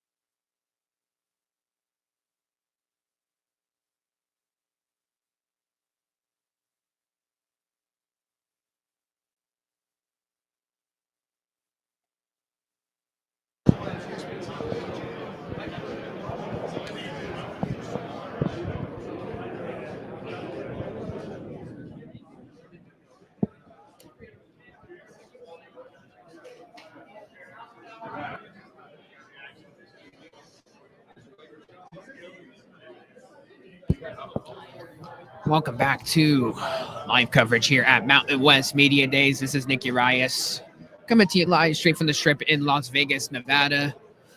Appreciate those for who are still sticking around here for our live coverage. Got to, just I know that was a longer delay than what and a longer break than what we had, but man, sometimes when you get up and then you try to get somebody to come over to the booth, and then all of a sudden you run into somebody else, and then it turns into a 10-minute conversation. That's kind of what goes on here at these events. Shout out to ran into Rocco Miller, friend of the program. We've had him on the show before. We've had him on the podcast. He's been out to a couple of SJSU games. I joked around with him. So we had him on, Rocco Miller. If you're not familiar with him, great follow on Twitter if you're a college basketball fan. This is the first guy that's got boots on the ground on all of the non-conference schedules. He breaks down every team's resume as far as an at-large bid with the NCAA tournament. It starts getting closer and closer. All those mid-majors that people like me, like the Illinois States that are going to be pretty good, the UC Irvines, the UC San Diego's like last year. He's got a case for all of them based on their resume, and he talks about it. He promotes it. He does live shows all the time with that. So he knows what's going on in that regard. So he is awesome. As we got Colorado State rolling in. How's it going, guys? Right over here. We got Colorado State running in. Kyle Jorgensen. Am I saying that right? Jorgensen. I didn't know if the J was silent or not. That's probably not the first time that's happened. Okay. We got Rashawn Bemba. Been around. Both of you guys been around CSU now. Yeah. Right on. So obviously, hell of a year for you guys last year. Mike's hot, so whoever wants to go can go. But awesome year for you guys last year. Nick Clifford leading the charge. You guys complimenting. Some terrific upperclassmen that just meshed well for you guys. I know, you guys were pitching away with some wins, but I guess what really took off in February into March to get that momentum to win the Mountain West tournament? I would say, I think just we felt more comfortable as a team. At some point, I can't remember when it was exactly, but it just clicked. Like we understood each other. We know what the coach was saying throughout the year with just trusting the process, just be showing up day by day. I mean, we had tough losses against CU, for example. Yeah. There, I think that also was it was a awful game, obviously. Yeah. But teaching-wise, it was a great experience for us as a team because I think that game really, we knew we fucked up as a team. We knew that was not what we want to show, and how we want to show ourselves. And from that point on, we just try to work hard in the gym. We all had the same goal, winning basically, And from that on, it just kept rolling, and we just trusted ourselves. We trusted to the programs, trusted our coaches, and we got into the flow state basically, I would say. Yeah, talk to me about that Mountain West tournament environment. I mean, you're taking it. Obviously, you're so locked into the game and what's going on. When you're going up against the Boise States of the world and such, just terrific teams.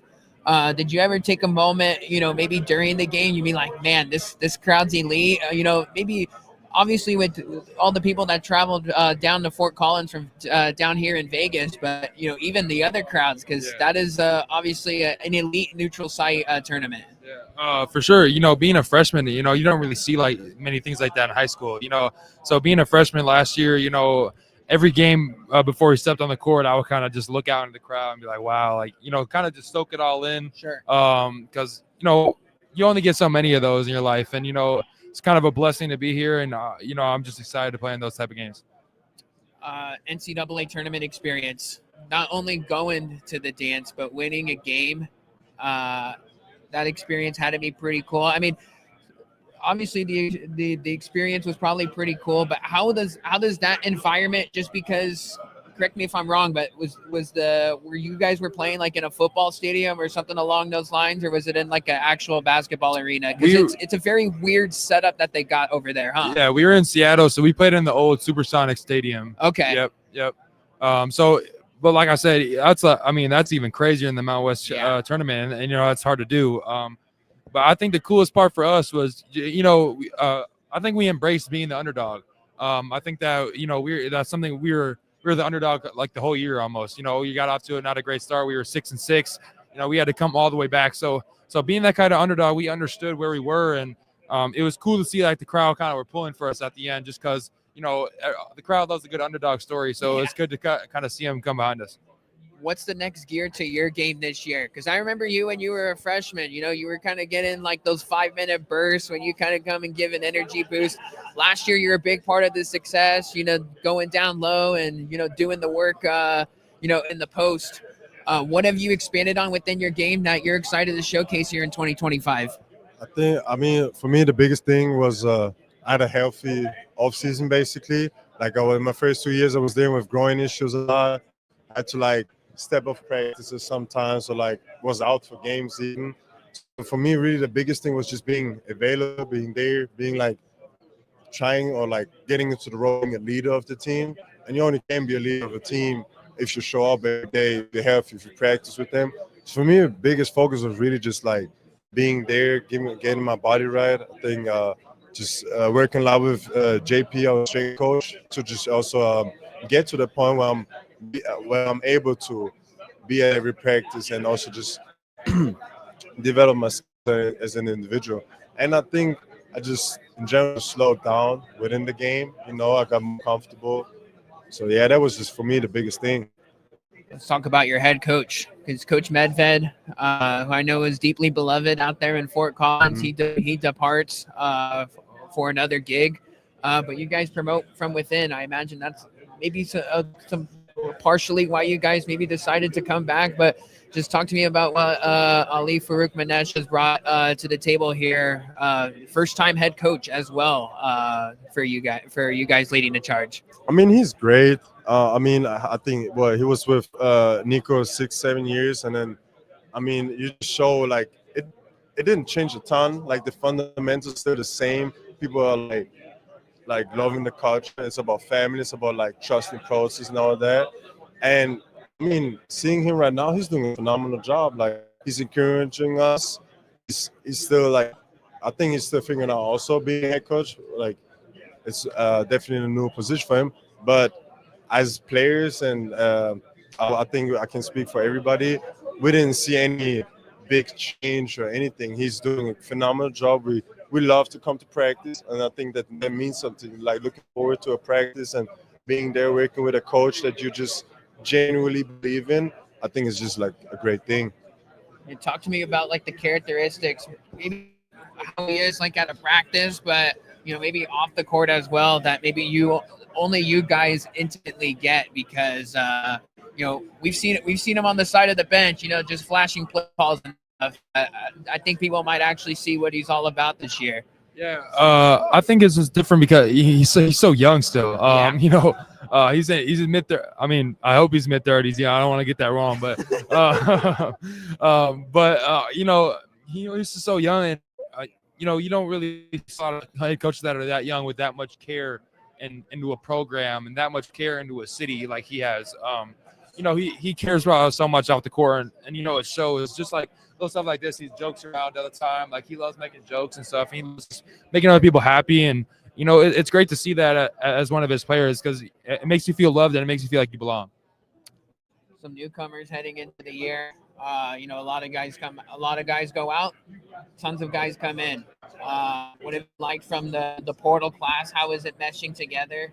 I look at a guy like Josh Pasquarelli, who lit it up at Marist, out there in New Jersey, and now he comes over. I know you guys got plenty of other guys, but just talk to me about how all the pieces are going to work out there in Fort Collins. Yeah, like you said, Josh has been great, and I think alongside Josh, you got 6 or 7 other guys that in total that can play ball for real. I think that what makes us so unique is we're so deep this year, and guys, I think that Ali has said this a couple of times. We've got 12 guys that might play this year.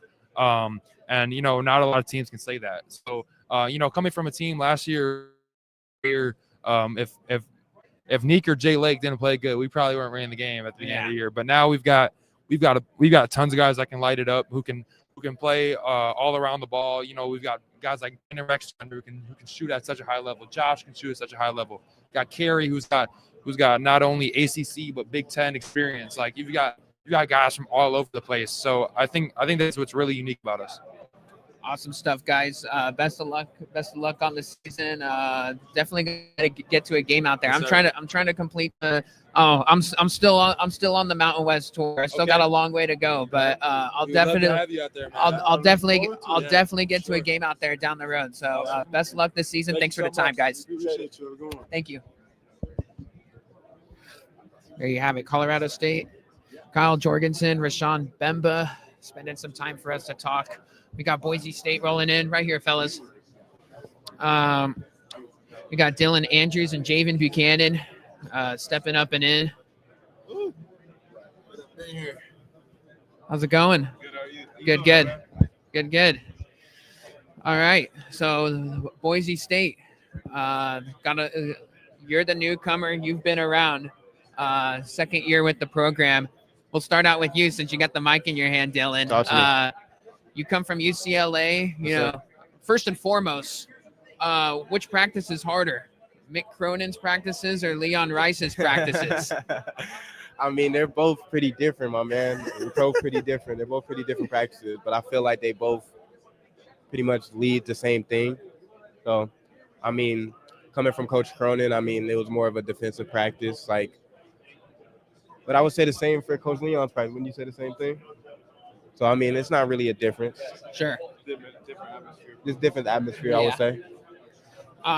As far as your game is concerned, for those that, might have not kept up with the Pac-12 / the Big Ten, because I know they went through that change. What are you going to bring to the table for this Boise State team this year? What are your strengths? What have you been working on during the offseason that you're excited to showcase? Oh, man, I've been just working. I want to be a 50-40-90 guy. I want to bring that to the table. I want to be an extension of Coach Rice. I want to just be a guy that's trustable on the court, be a guy that's my teammates are able to trust me, be a guy that my teammates are able to come to me. I just want to be that leader for them. And not only that, I want to just be able to put guys in certain positions to where they look good. Javen, you get the Mountain West 6th Man of the Year honors. Man, I just felt like you down the stretch last year for the Broncos, you were just involved in so many big moments. I look back at the game clinching steal at Nevada, get some big moments in San Jose.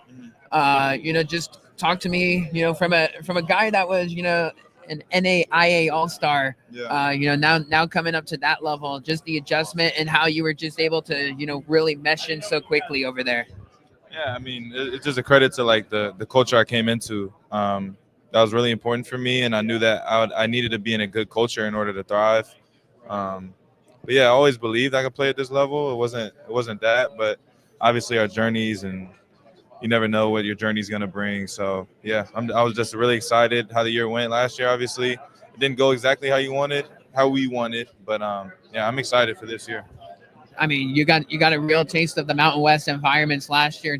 How cool were those beyond just the one that you guys have at Extra Mile Arena? But just branching out, I imagine the smack talk from the opposing section feels a guy like you. Yeah, no, it was super fun. It's one of my favorite parts about just playing in this conference is the amount of crazy atmospheres there are. So different from each other. They're so unique in their own. Especially coming from playing small gyms, even though there's good atmospheres, it's just so much different now. But it's really fun. Is the year the Andrew Meadow leap? Are we going to really see him handle the ball and really go to work this year? Sure. And what is he up to? I know he's got the new hairdo that everyone's been loving that he came about last middle of the season. Just beyond that, his game, he's going to look at the talking. What is he going to bring?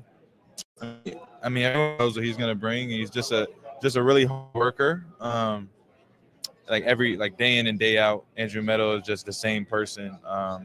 he's kind of robotic in that way. That's what he's up to. He's probably working out. Like honestly, it's not much he does besides workout. And then obviously he's a really great teammate, and people don't see that just because he's a quiet guy, but he really is a really great teammate. And yeah, year three leap is definitely on the horizon. What is one characteristic about Coach Leon Rice that you personally love, that maybe everyone likes to talk about Coach Leon, that he complains about the rest or this and that, but just talk to me about the coach from a personality standpoint, an X's and O's standpoint. Yeah. Just about what he brings as a leader.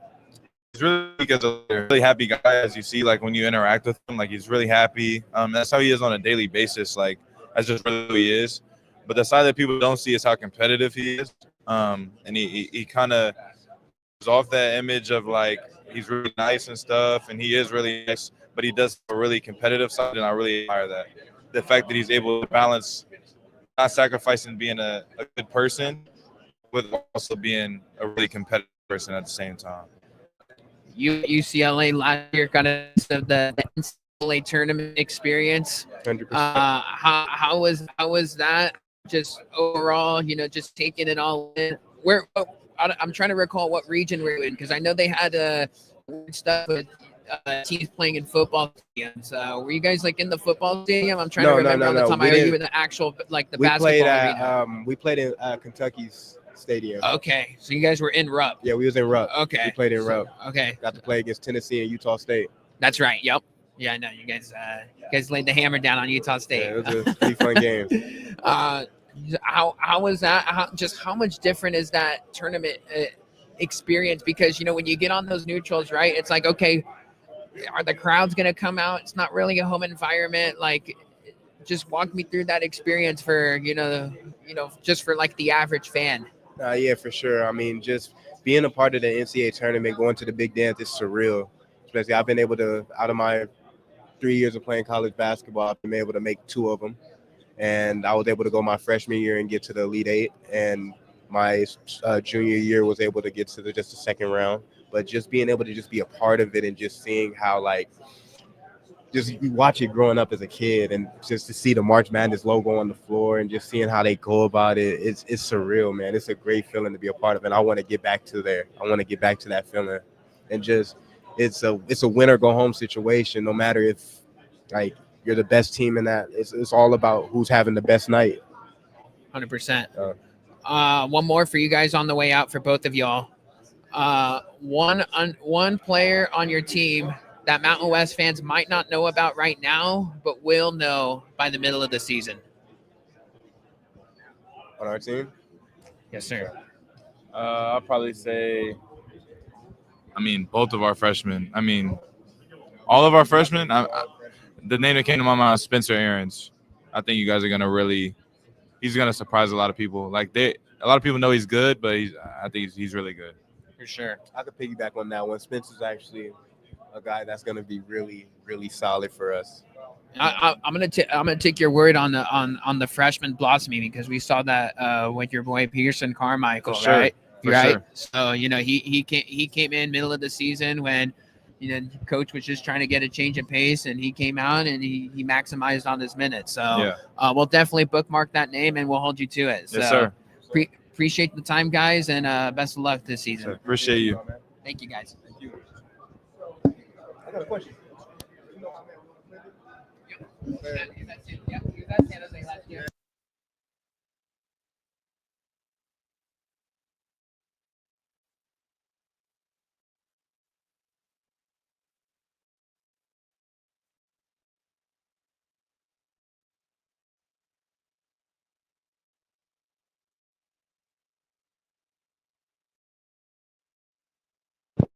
All right, there you have it. Good stuff from the Boise State guys. Chatting a little there offline. I was like, oh snap, we're still on. Talking about Dylan Andrews and his correlation with Will McClendon, because they played with each other at UCLA.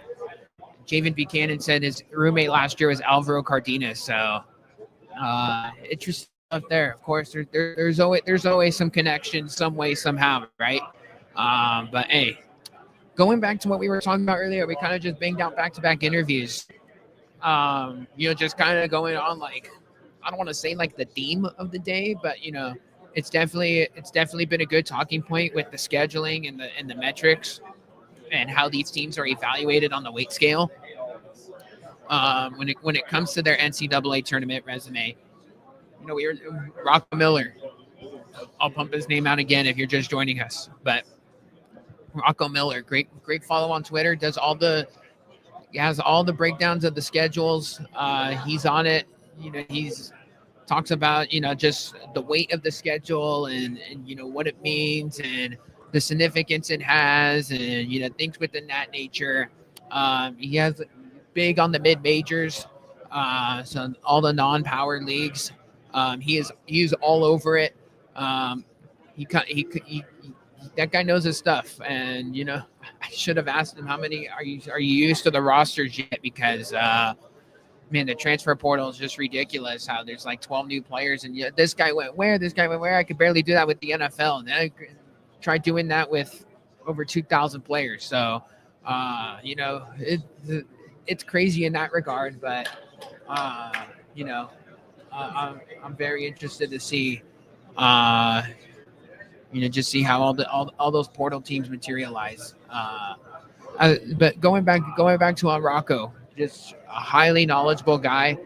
Man, he'll tell you, like, if I were to say give me Nevada's non-conference schedule, he'll tell you the weakest game on the schedule. He'll tell you the best game on the schedule.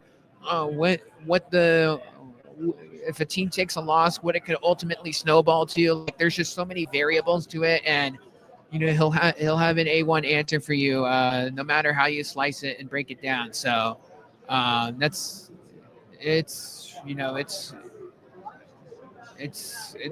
craziness how that all worked out. Got a whole bunch of stuff going on behind the scenes here. But yeah, great stuff with the Colorado State guys. We're gonna see if we can get I don't know if we can get some of the other coaches on, but yeah, we'll let that play out the way it may be. Approaching 11:45 right now. Believe it or not, man, the time has just flown by. Yeah, let's take a deep dive on that Boise team. They're pretty high on everybody's list, rightfully so. Picked third in the preseason polls. Picked third. Key departures: Alvaro Cardenas, longtime San Jose State Spartan, had the 1 year at Boise State, averaged 11 points per game, 7 assists per game. He was really good for them last year. Did a lot of good stuff. Playmaking, just a true point guard. Everybody just fell in love with Alvaro and what his game and what he brought to the table. He's a big loss. He lost Tyson Degenhart. We didn't even really talk about that with those guys, and it's probably better yet because they've probably been getting Tyson Degenhart questions all damn day. But Tyson Degenhart, just brought so much to the table, heart and soul of the Boise State basketball program for the last 4 years. Man, great player on the court, but great personality off the court as well. So that's that's the way it goes. Get the heart and soul of your teams. Like a Tyson Degenhart leaves. Omar Stanley no longer on the team. He graduated. What did he play? 2 years there at Boise. I think he played at St. John's prior to that.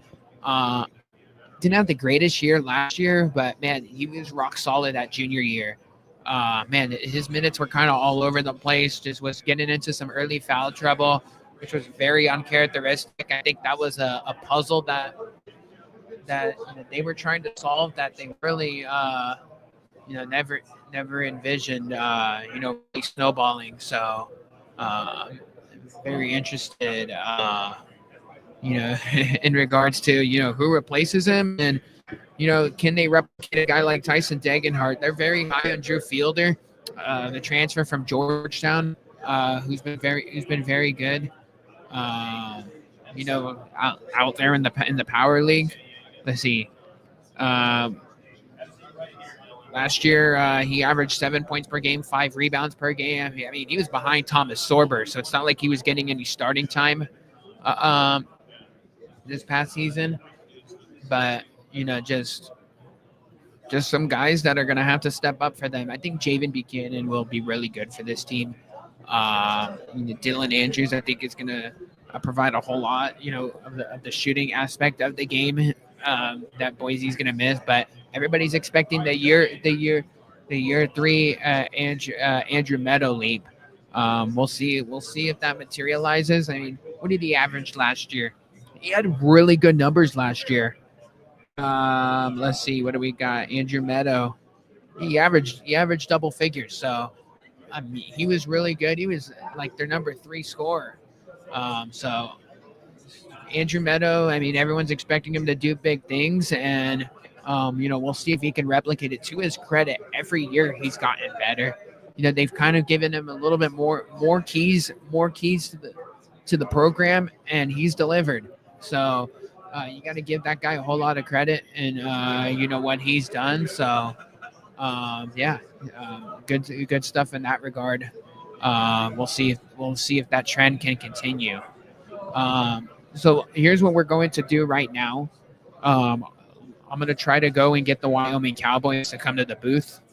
At the very least, their players. We're going to try to get Sundance Wicks as well.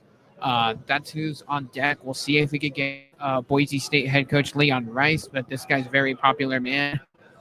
So we'll see. We'll see how they do, how that goes. But hang tight, folks. We'll be back, and I think we're winding things down here at Mountain West Media Day.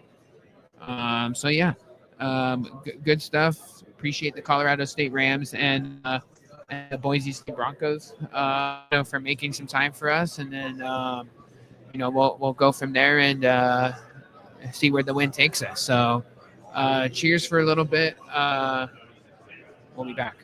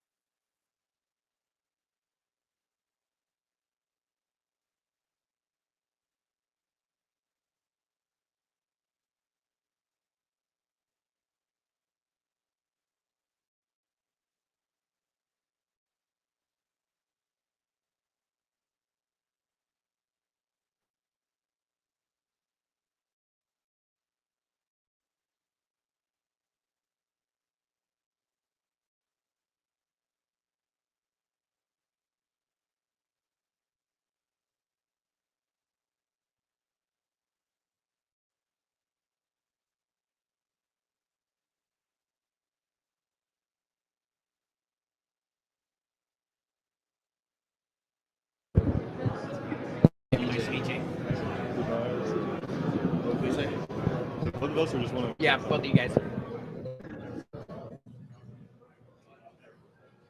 We're back here live at Mountain West Media Days. We're here with the Fresno State Bulldogs. Fellas, how we doing? We got Jake Heidbreder, David Douglas Jr. How we living? Doing good. Nice little media day. It's been fun so far. Yeah, I was going to say, you're like 3 hours in. Yeah, the vocal cords holding up? Yeah, we're trying. Yeah, I feel you there, man. Even someone like me has a hard time getting through these, but hey, we'll make it through. For you, last year, only 6 games played last year. I know the injury bug's kind of been a thorn on your side. First and foremost, are you healthy? And how excited are you ready to just get back out there, man? Man, I'm super excited. It feels like I've been out. Well, I really have been out almost a whole year. So Yeah. that's a long time without being able to play basketball. But still working through it. Not all the way there, but I've been in practice. And so, like Coach said, probably next couple of weeks gonna be there. But things are good, and just excited for this upcoming season. Right on.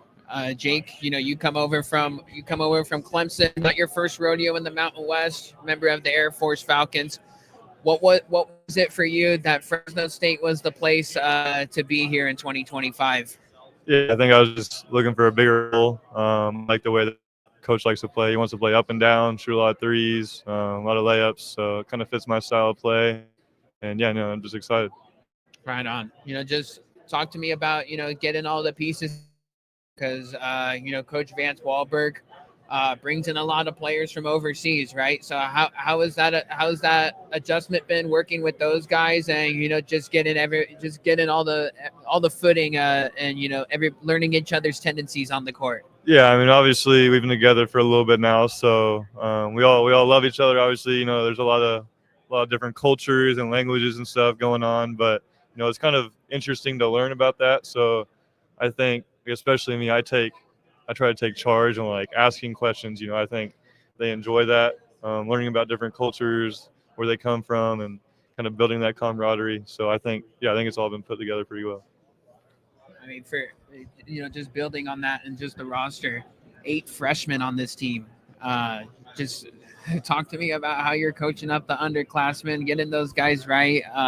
Because it's a new journey for them, and they're gonna go out there and they're gonna get exposed into some of those rambunctious Mountain West environments, man. Yeah, so got a lot of freshmen, as you said, but I feel like they've been doing a pretty good job picking up on things and learning things.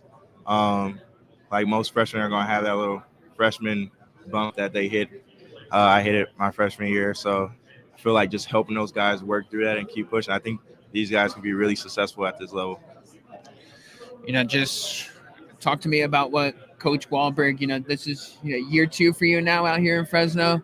Just talk to me about, what Coach Wahlberg, just what he preaches on and off the court, just his coaching style, the connectivity, with you as a player and, you as a human as well. What has he brought that, really sticks with you, to run it back out here in Fresno?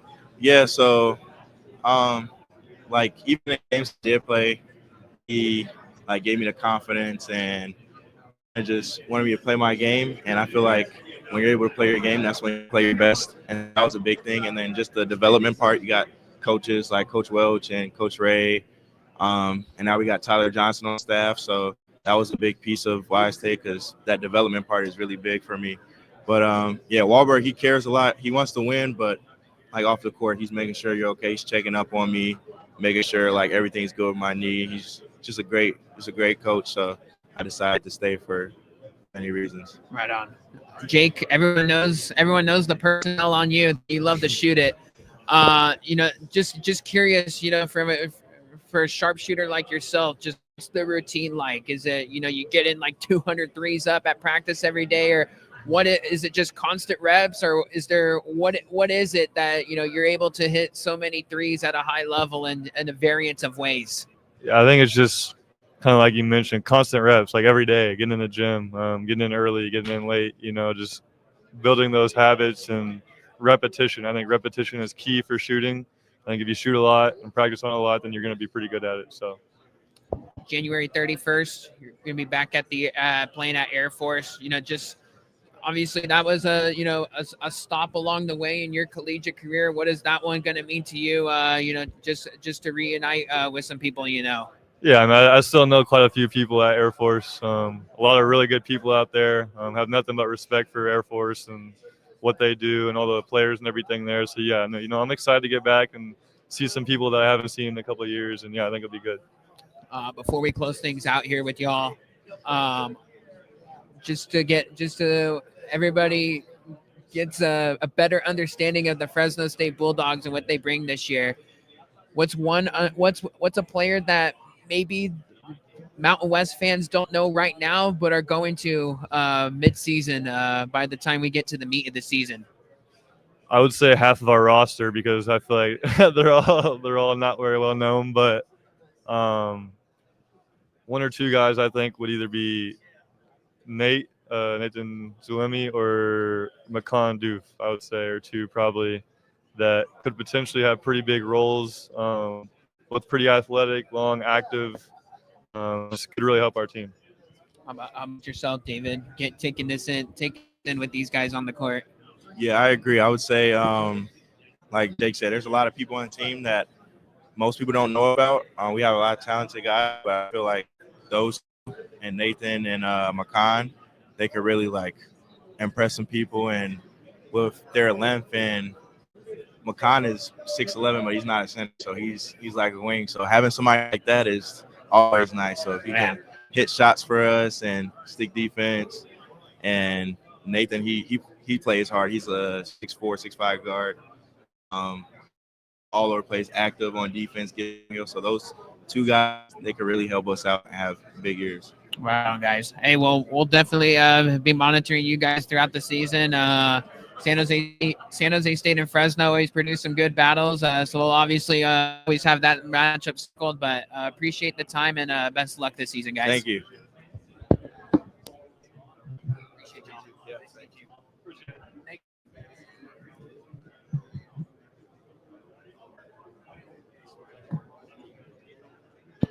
Fresno Bulldogs, Jake Heidredder, Dave Douglas. Man, their roster construction is just absolutely fascinating. Jake kept it 100% real with us that, hey, it's been a little bit of challenge. Everything that, just beyond, just with players, but like, hey, we're dealing with some guys coming over from different countries, and look, it's a learning for everybody. So, they're going to be a very interesting team to monitor, just because they got so many question marks with those pieces, right? So, I don't know what to expect for them. I do. First and foremost, that David Douglas kid, I hope he gets on the court, because I swear he is. I don't know. He played 6 games last year. He was banged up last year at Fresno. He was banged up at Green Bay too, where he came from, Wisconsin, Green Bay. So, I mean, it's crazy that the injury bug that has hurt him, he needs to get on the court. They're going to need him. He's a dynamic guard that can do a whole lot of things, very shifty. And then Jake Heidredder, everybody knows this guy. He's going to be on the top of everybody's scouting report. He can hit a jillion threes. He hit 9 threes in the exhibition game. So if you have a mislaps, just one of those, it's going to be, it could be problematic. I think they beat Cal Poly in their exhibition game. So that's a team, that's a group that, don't be shocked. I'm saying this from the guy that's in San Jose. Don't be shocked if this Fresno State Bulldogs team is like at least 3 conference wins better, than what they got to offer. But I'm just, I'm excited to see. I'm excited to see how this all turns about. We got ourselves a special guest. Hey, look who's back. Look who's back on the show. My son. I blame all that on my son. How you doing, buddy? Good. We've been chatting throughout the day. By the way, Colby Dant from SGPN. College basketball experience. College basketball experience. This guy knows everything from out here in the Mountain West to as far east as the Jacksonville Dolphins. He knows it all. Let's go. Love the Jacksonville Dolphins. Yeah, right? man. Talk to me about the experience here today, because I haven't gotten to everybody. I saw you, going up with Sundance Wicks. Just what has the conversations been like? How have you been learning about these teams a little bit more? Because we project these teams like everybody, and we're evaluating rosters all the time. And I think it's even more important these days to go to media days than years prior. I know some people just say, well, the coaches do, the coach speak, they press the button. I disagree. At this point, we've been doing our show 8 years, and my whole life I've been watching, college basketball and college football, and it's harder to evaluate now because the portal, but also all these other rules as well, where you get the kids from Europe coming in. You also get the G League. You saw Tom Izzo yesterday. I think you can actually learn way more now about a coach and how they feel about a team at media days. So that's really what I've been doing, is trying to I've been to a few different media days. This one's fantastic, and learning, how does this coach feel about his team? Does he think this team, I was talking to Coach Wahlberg, Fresno State, and I did not think that team, projection wise, I didn't know. It's not that I thought it'd be bad. It was just so many new faces that I was just like, I don't know.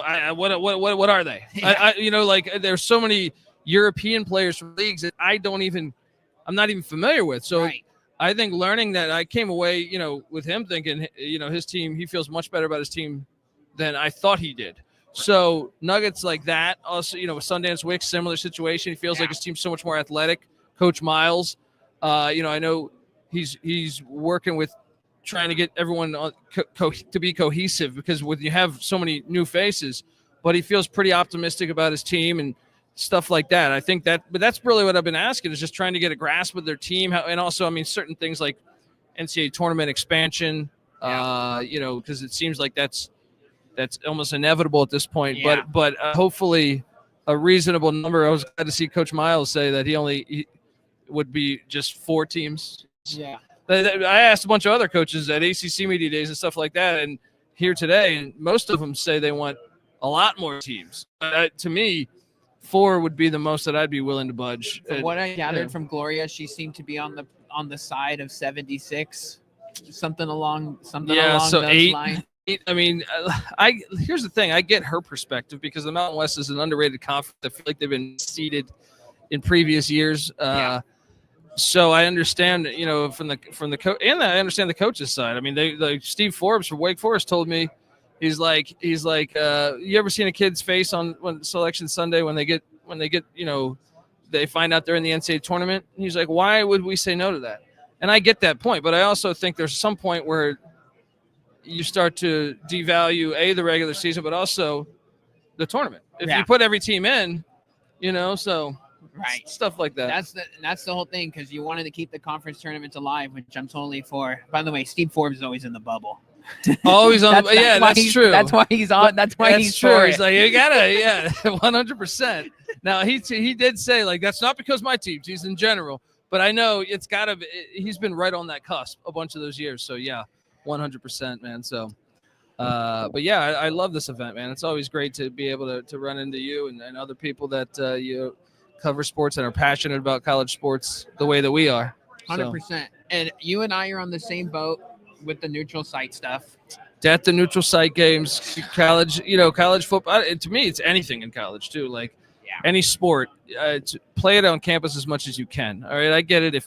If you want to take your kids to have a crazy experience and go to Australia Islands or something, then I get it, but I also think we should try to minimize that. And I feel like it's happened more and more, I think college hoops even more than football. Yeah. College hoops is I don't even understand.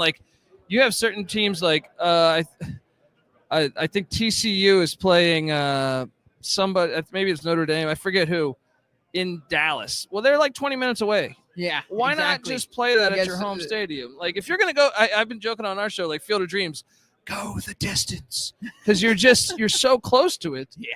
Why not just go play in the stadium and have the students there instead of an empty NBA arena with, half empty NBA arena. So yeah, that drives me nuts. And then of course you don't get the real versions of the team, right? And then that's part of what makes, to me, college sports the best is the environments that they build. We talk about right over there is New Mexico. Going to the pit is phenomenal. If you're playing that sells on TV. That's another thing, is TV execs are dictating the tone of the sport to a certain extent by having Maryland and UCLA in the same conference. So it's if shouldn't they be concerned about their product and what sells? A game at the pit or a game at Grand Canyon or wherever sells way better than doing a neutral site game to me, sells your TV product. You should be wanting to put your TV product, at the best you can possibly do. And I think they're not thinking about that when they do some of these dumb games. Like Grand Canyon played in the Phoenix Suns stadium a bunch of times. It's like, come, yeah, just get it, Yeah. just go play it, and then you know what? We'll reciprocate. Like, look, New Mexico's doing that this year. New Mexico hosted VCU. Okay, we're gonna go to the Siegel Center now this year, and that's awesome. And Yeah. the sport is better for it. If you get a chance to go to Siegel Center, it's incredible. So, yeah, more of that, please. I know I feel like I scream at clouds most of the time when we're just saying that, because it seems like it's only going the other direction to a Yeah. certain extent. Man, it's crazy. I was chatting with Rocco Miller, the bracketologist. The Is he guy, here right now? Yeah, he's here. He's Oh, the I gotta guy- say what's up. He's the guy that's the Okay. mastermind behind all the non-conference schedules. Yeah, And, he's the man. He's the he wa- man. He was just talking about how just the scheduling stuff is just one big fat conundrum, and how everybody approaches it differently, and the power leagues will want to play Bethune-Cookman and drill them by 40 and skew all the metrics, and then you get other teams. Big 12. Yeah. Yeah. 100%. And shout out to Rocco. He does a great job. And I mean, that's unfortunate. They skew the metrics, and I've always questioned it more so in football. I feel like where you feel like ESPN does their like FPI or something, and you're Right. like, what is? I don't like. You can lose games, multiple games, and sometimes they move up. Yeah, You're like, it's crazy. someone explain this to me. So, but yeah, man, I can't wait for the season right around the corner. So. Yeah, it's gonna be a fun time. Very excited for the Grand Canyon edition. I think it's a great addition. It's on Great brand. addition. It's on brand. I on mean, brand, fits the footprint geographically. It makes sense, and with all the departing members leaving, you're kind of questioning, like, okay, football, I don't think it'll take that much of a hit. We were talking a few months ago. Basketball, I have my questions a little bit. I think GCU could kind of soften the blow a little bit. and UTEP is one that I think is okay. If it can get back to, I've seen it be really good. I think it was Tim Miles had that program going, and then I know back in the 90s they had, or late 80s, early 90s, they had Tim Hardaway and Antonio Davis. So if they can get back, that's a huge city. I know it. I've done stand up there before, and that city I feel like has been a sleeping giant for a long time. Football, basketball, like it's a huge, much bigger population than people realize. Or at least myself, when I went there, I was like, "Whoa!" So if they can find their way and capitalize on that, also getting Hawaii's program seems to be on the rise. Basketball wise, I watched them in the Big West, and last season or the past 2 years, they've been decent. They haven't been terrible. So I think as long as they can continue to build on that, they could be a good addition for the conference with basketball. I don't know if you talked to Gloria today or you talked to her in the past about just the UC Davis edition and why they didn't go with Sac State. I did, but I don't know that I actually got a Good answer. Yeah, well, from what I understand, I think it might have had something to do with that some of the teams that were leaving, I think, might have been part of what is it? So the UC schools, the UC schools were more attractive than The I want. state- the state Yeah, system and stuff. I just heard that. I don't know that Okay. there's validity to that. I didn't ask her when she sat down here today. I had a bunch of other stuff lined up. Well, I asked her and I didn't really get. I Okay. don't like. She kind of like avoided that to a certain extent. But Davis is one though that have a lot of money, and to me, if I know that football is one that they want to get into the Mountain West. I think long term. But that's another addition that I could see working down the road, and I think they have a good fan base too. Yeah. So yeah. Well, we'll see how it all plays out, and definitely looking forward to the season. Not only Mountain West last year as we know it, but just attacking it from the top 25 perspective as well. I think it's going to be an absolute blast. The sport is, despite all the stuff that we scream at clouds at, the sport is still thriving from a global point of view. There's more good basketball players than ever. So the sport is still, there is a silver lining. If you're looking for the silver lining in it, I would say that's it. Is the sport is still, there's so many good players, which means you'll always have opportunity. There's so many good players that I feel like even with, the Big Ten and SEC trying to like rise above the rest, I don't think it's possible because there's too many good players. Yeah. So I mean, yes, they'll be making more money than some of these other conferences, but I still think the sport is in good shape. We just have to fix a couple things. But yeah, I can't wait for the season, and I'm looking forward to jumping in. A lot of these rosters we don't even know much about. Yeah, so I know. It's craziness, and just to say one more final point, what makes the sport so great is the Northern Iowas of the world. Yes, right? yes. Yep. The UC Irvines, the Chattanoogas. I talk it all the time offline on my podcast. Like, man, you got to give those teams recognition, because even though they're not in the NCAA tournament, like, look at that UC San Diego team last year, 30-5, Incredible. And, if they would have played all those teams on neutrals, they would have beat a jillion Power Fives. So. And they were recently D2.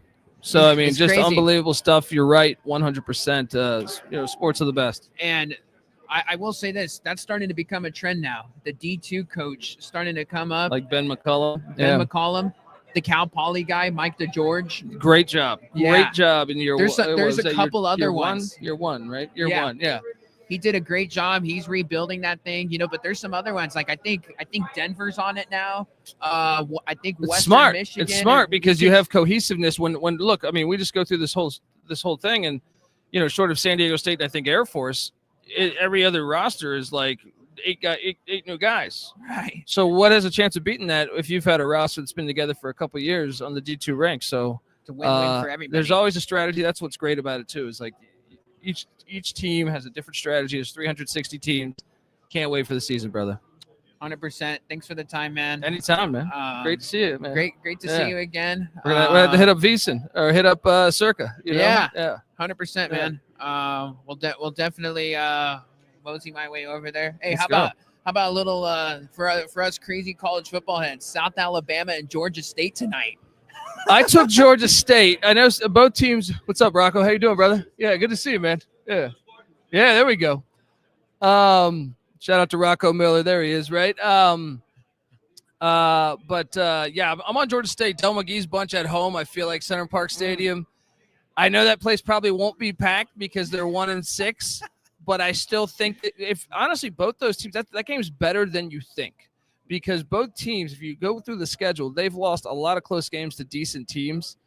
So I actually think that the product in that game is a little misleading. But I took Georgia State. They're getting 6.5 there. I think they're live to win that thing.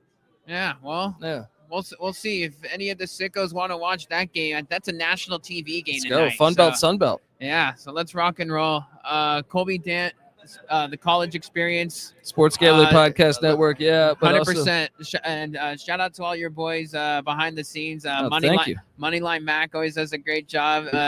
Noah Beanick out there in Fairborn, Ohio with his LeBaron and everything. So, with his LeBaron trying to date some gals out there. Your crew's awesome. So yeah, thank keep you, it man. up. Appreciate you, brother. And let's do this again. 100%. All right, man. Take care. There you have it, Colby Dant with the college experience. This place is winding down. Man, that's you want to talk about just a game fan of the sport. I said it 3 months ago when we had him on the college football on our college football coverage for Mountain West Media Day. He is as good as it gets. He is as good as it gets as far as a pure college football fan. He's going to do all the work. He previewed all 136 FBS teams, for the upcoming college football season. College hoops. I mean, him and his crew have broken down all of and previewed everybody, every team possible. They've done conference previews. I mean, these guys are fans of the game. They're absolute sickos. I mean, look, this guy's got a breakdown on Georgia State, South Alabama, a game that the average Jeffrey or Joe in the college football world doesn't give a damn about. But that's the passion of the sport that he has it in, and that's a rare breed to find. So, kudos to him. Always great getting him on, just to talk the game. And look, I mean, me and him are pretty aligned with everything. As far as all of that. Thank you, Nancy. Enjoy listening to the players. Glad you brought up more than just hoops. Hey, that's what we do here. We gotta get to the players as well, like their favorite restaurant as well. Yeah, I know. We gotta go find I'll listen back to the tape because it's already escaping me right now. But Pasha Darzy's for San Jose State, his restaurant out in Los Gatos. gonna go out there and try it, and we'll report back to Pasha mid-season and get the intel, and we'll have a nice little back and forth about that. But great stuff all around. With all the players today, I'm gonna see what's going on. If I could get one on right now before we officially close the book on things, because this place is starting to die down significantly right now. Couldn't get to everybody. Everybody's on their own schedules. I mean, I see people leaving right now. Sunday and Twix. That guy's a Wyoming Cowboy head coach. He was literally with his luggage trying to get the heck out of town. Just crazy. This guy probably flew in this morning, and then he's flying out probably right now. That's the way things go about with everything, and hey, that should that's the way things go. Everyone's on tight schedule. Teams are playing exhibitions come Saturday, and that's everybody. Everybody's on their own schedule. That's pretty standard as well.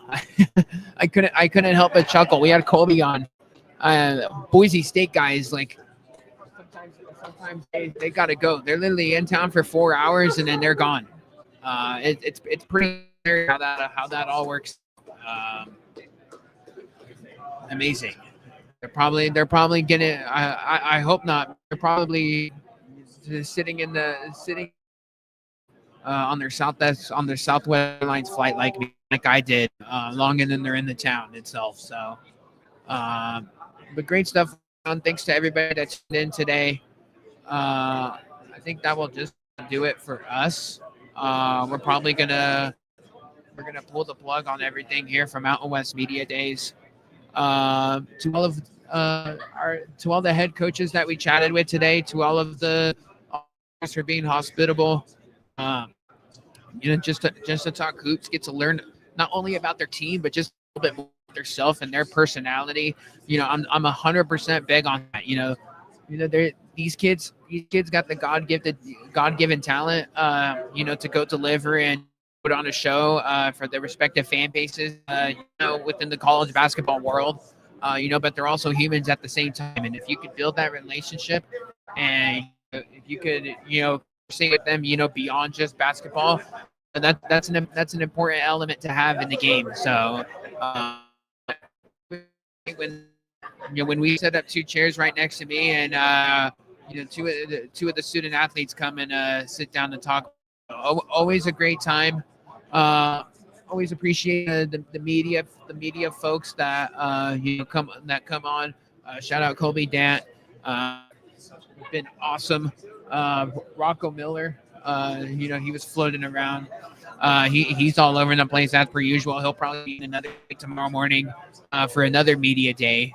But great stuff. To everybody that tuned in here at Mountain West Media Days, whether that be on our YouTube chat, our Twitter live feed, to any of our KSJS folks that tuned out.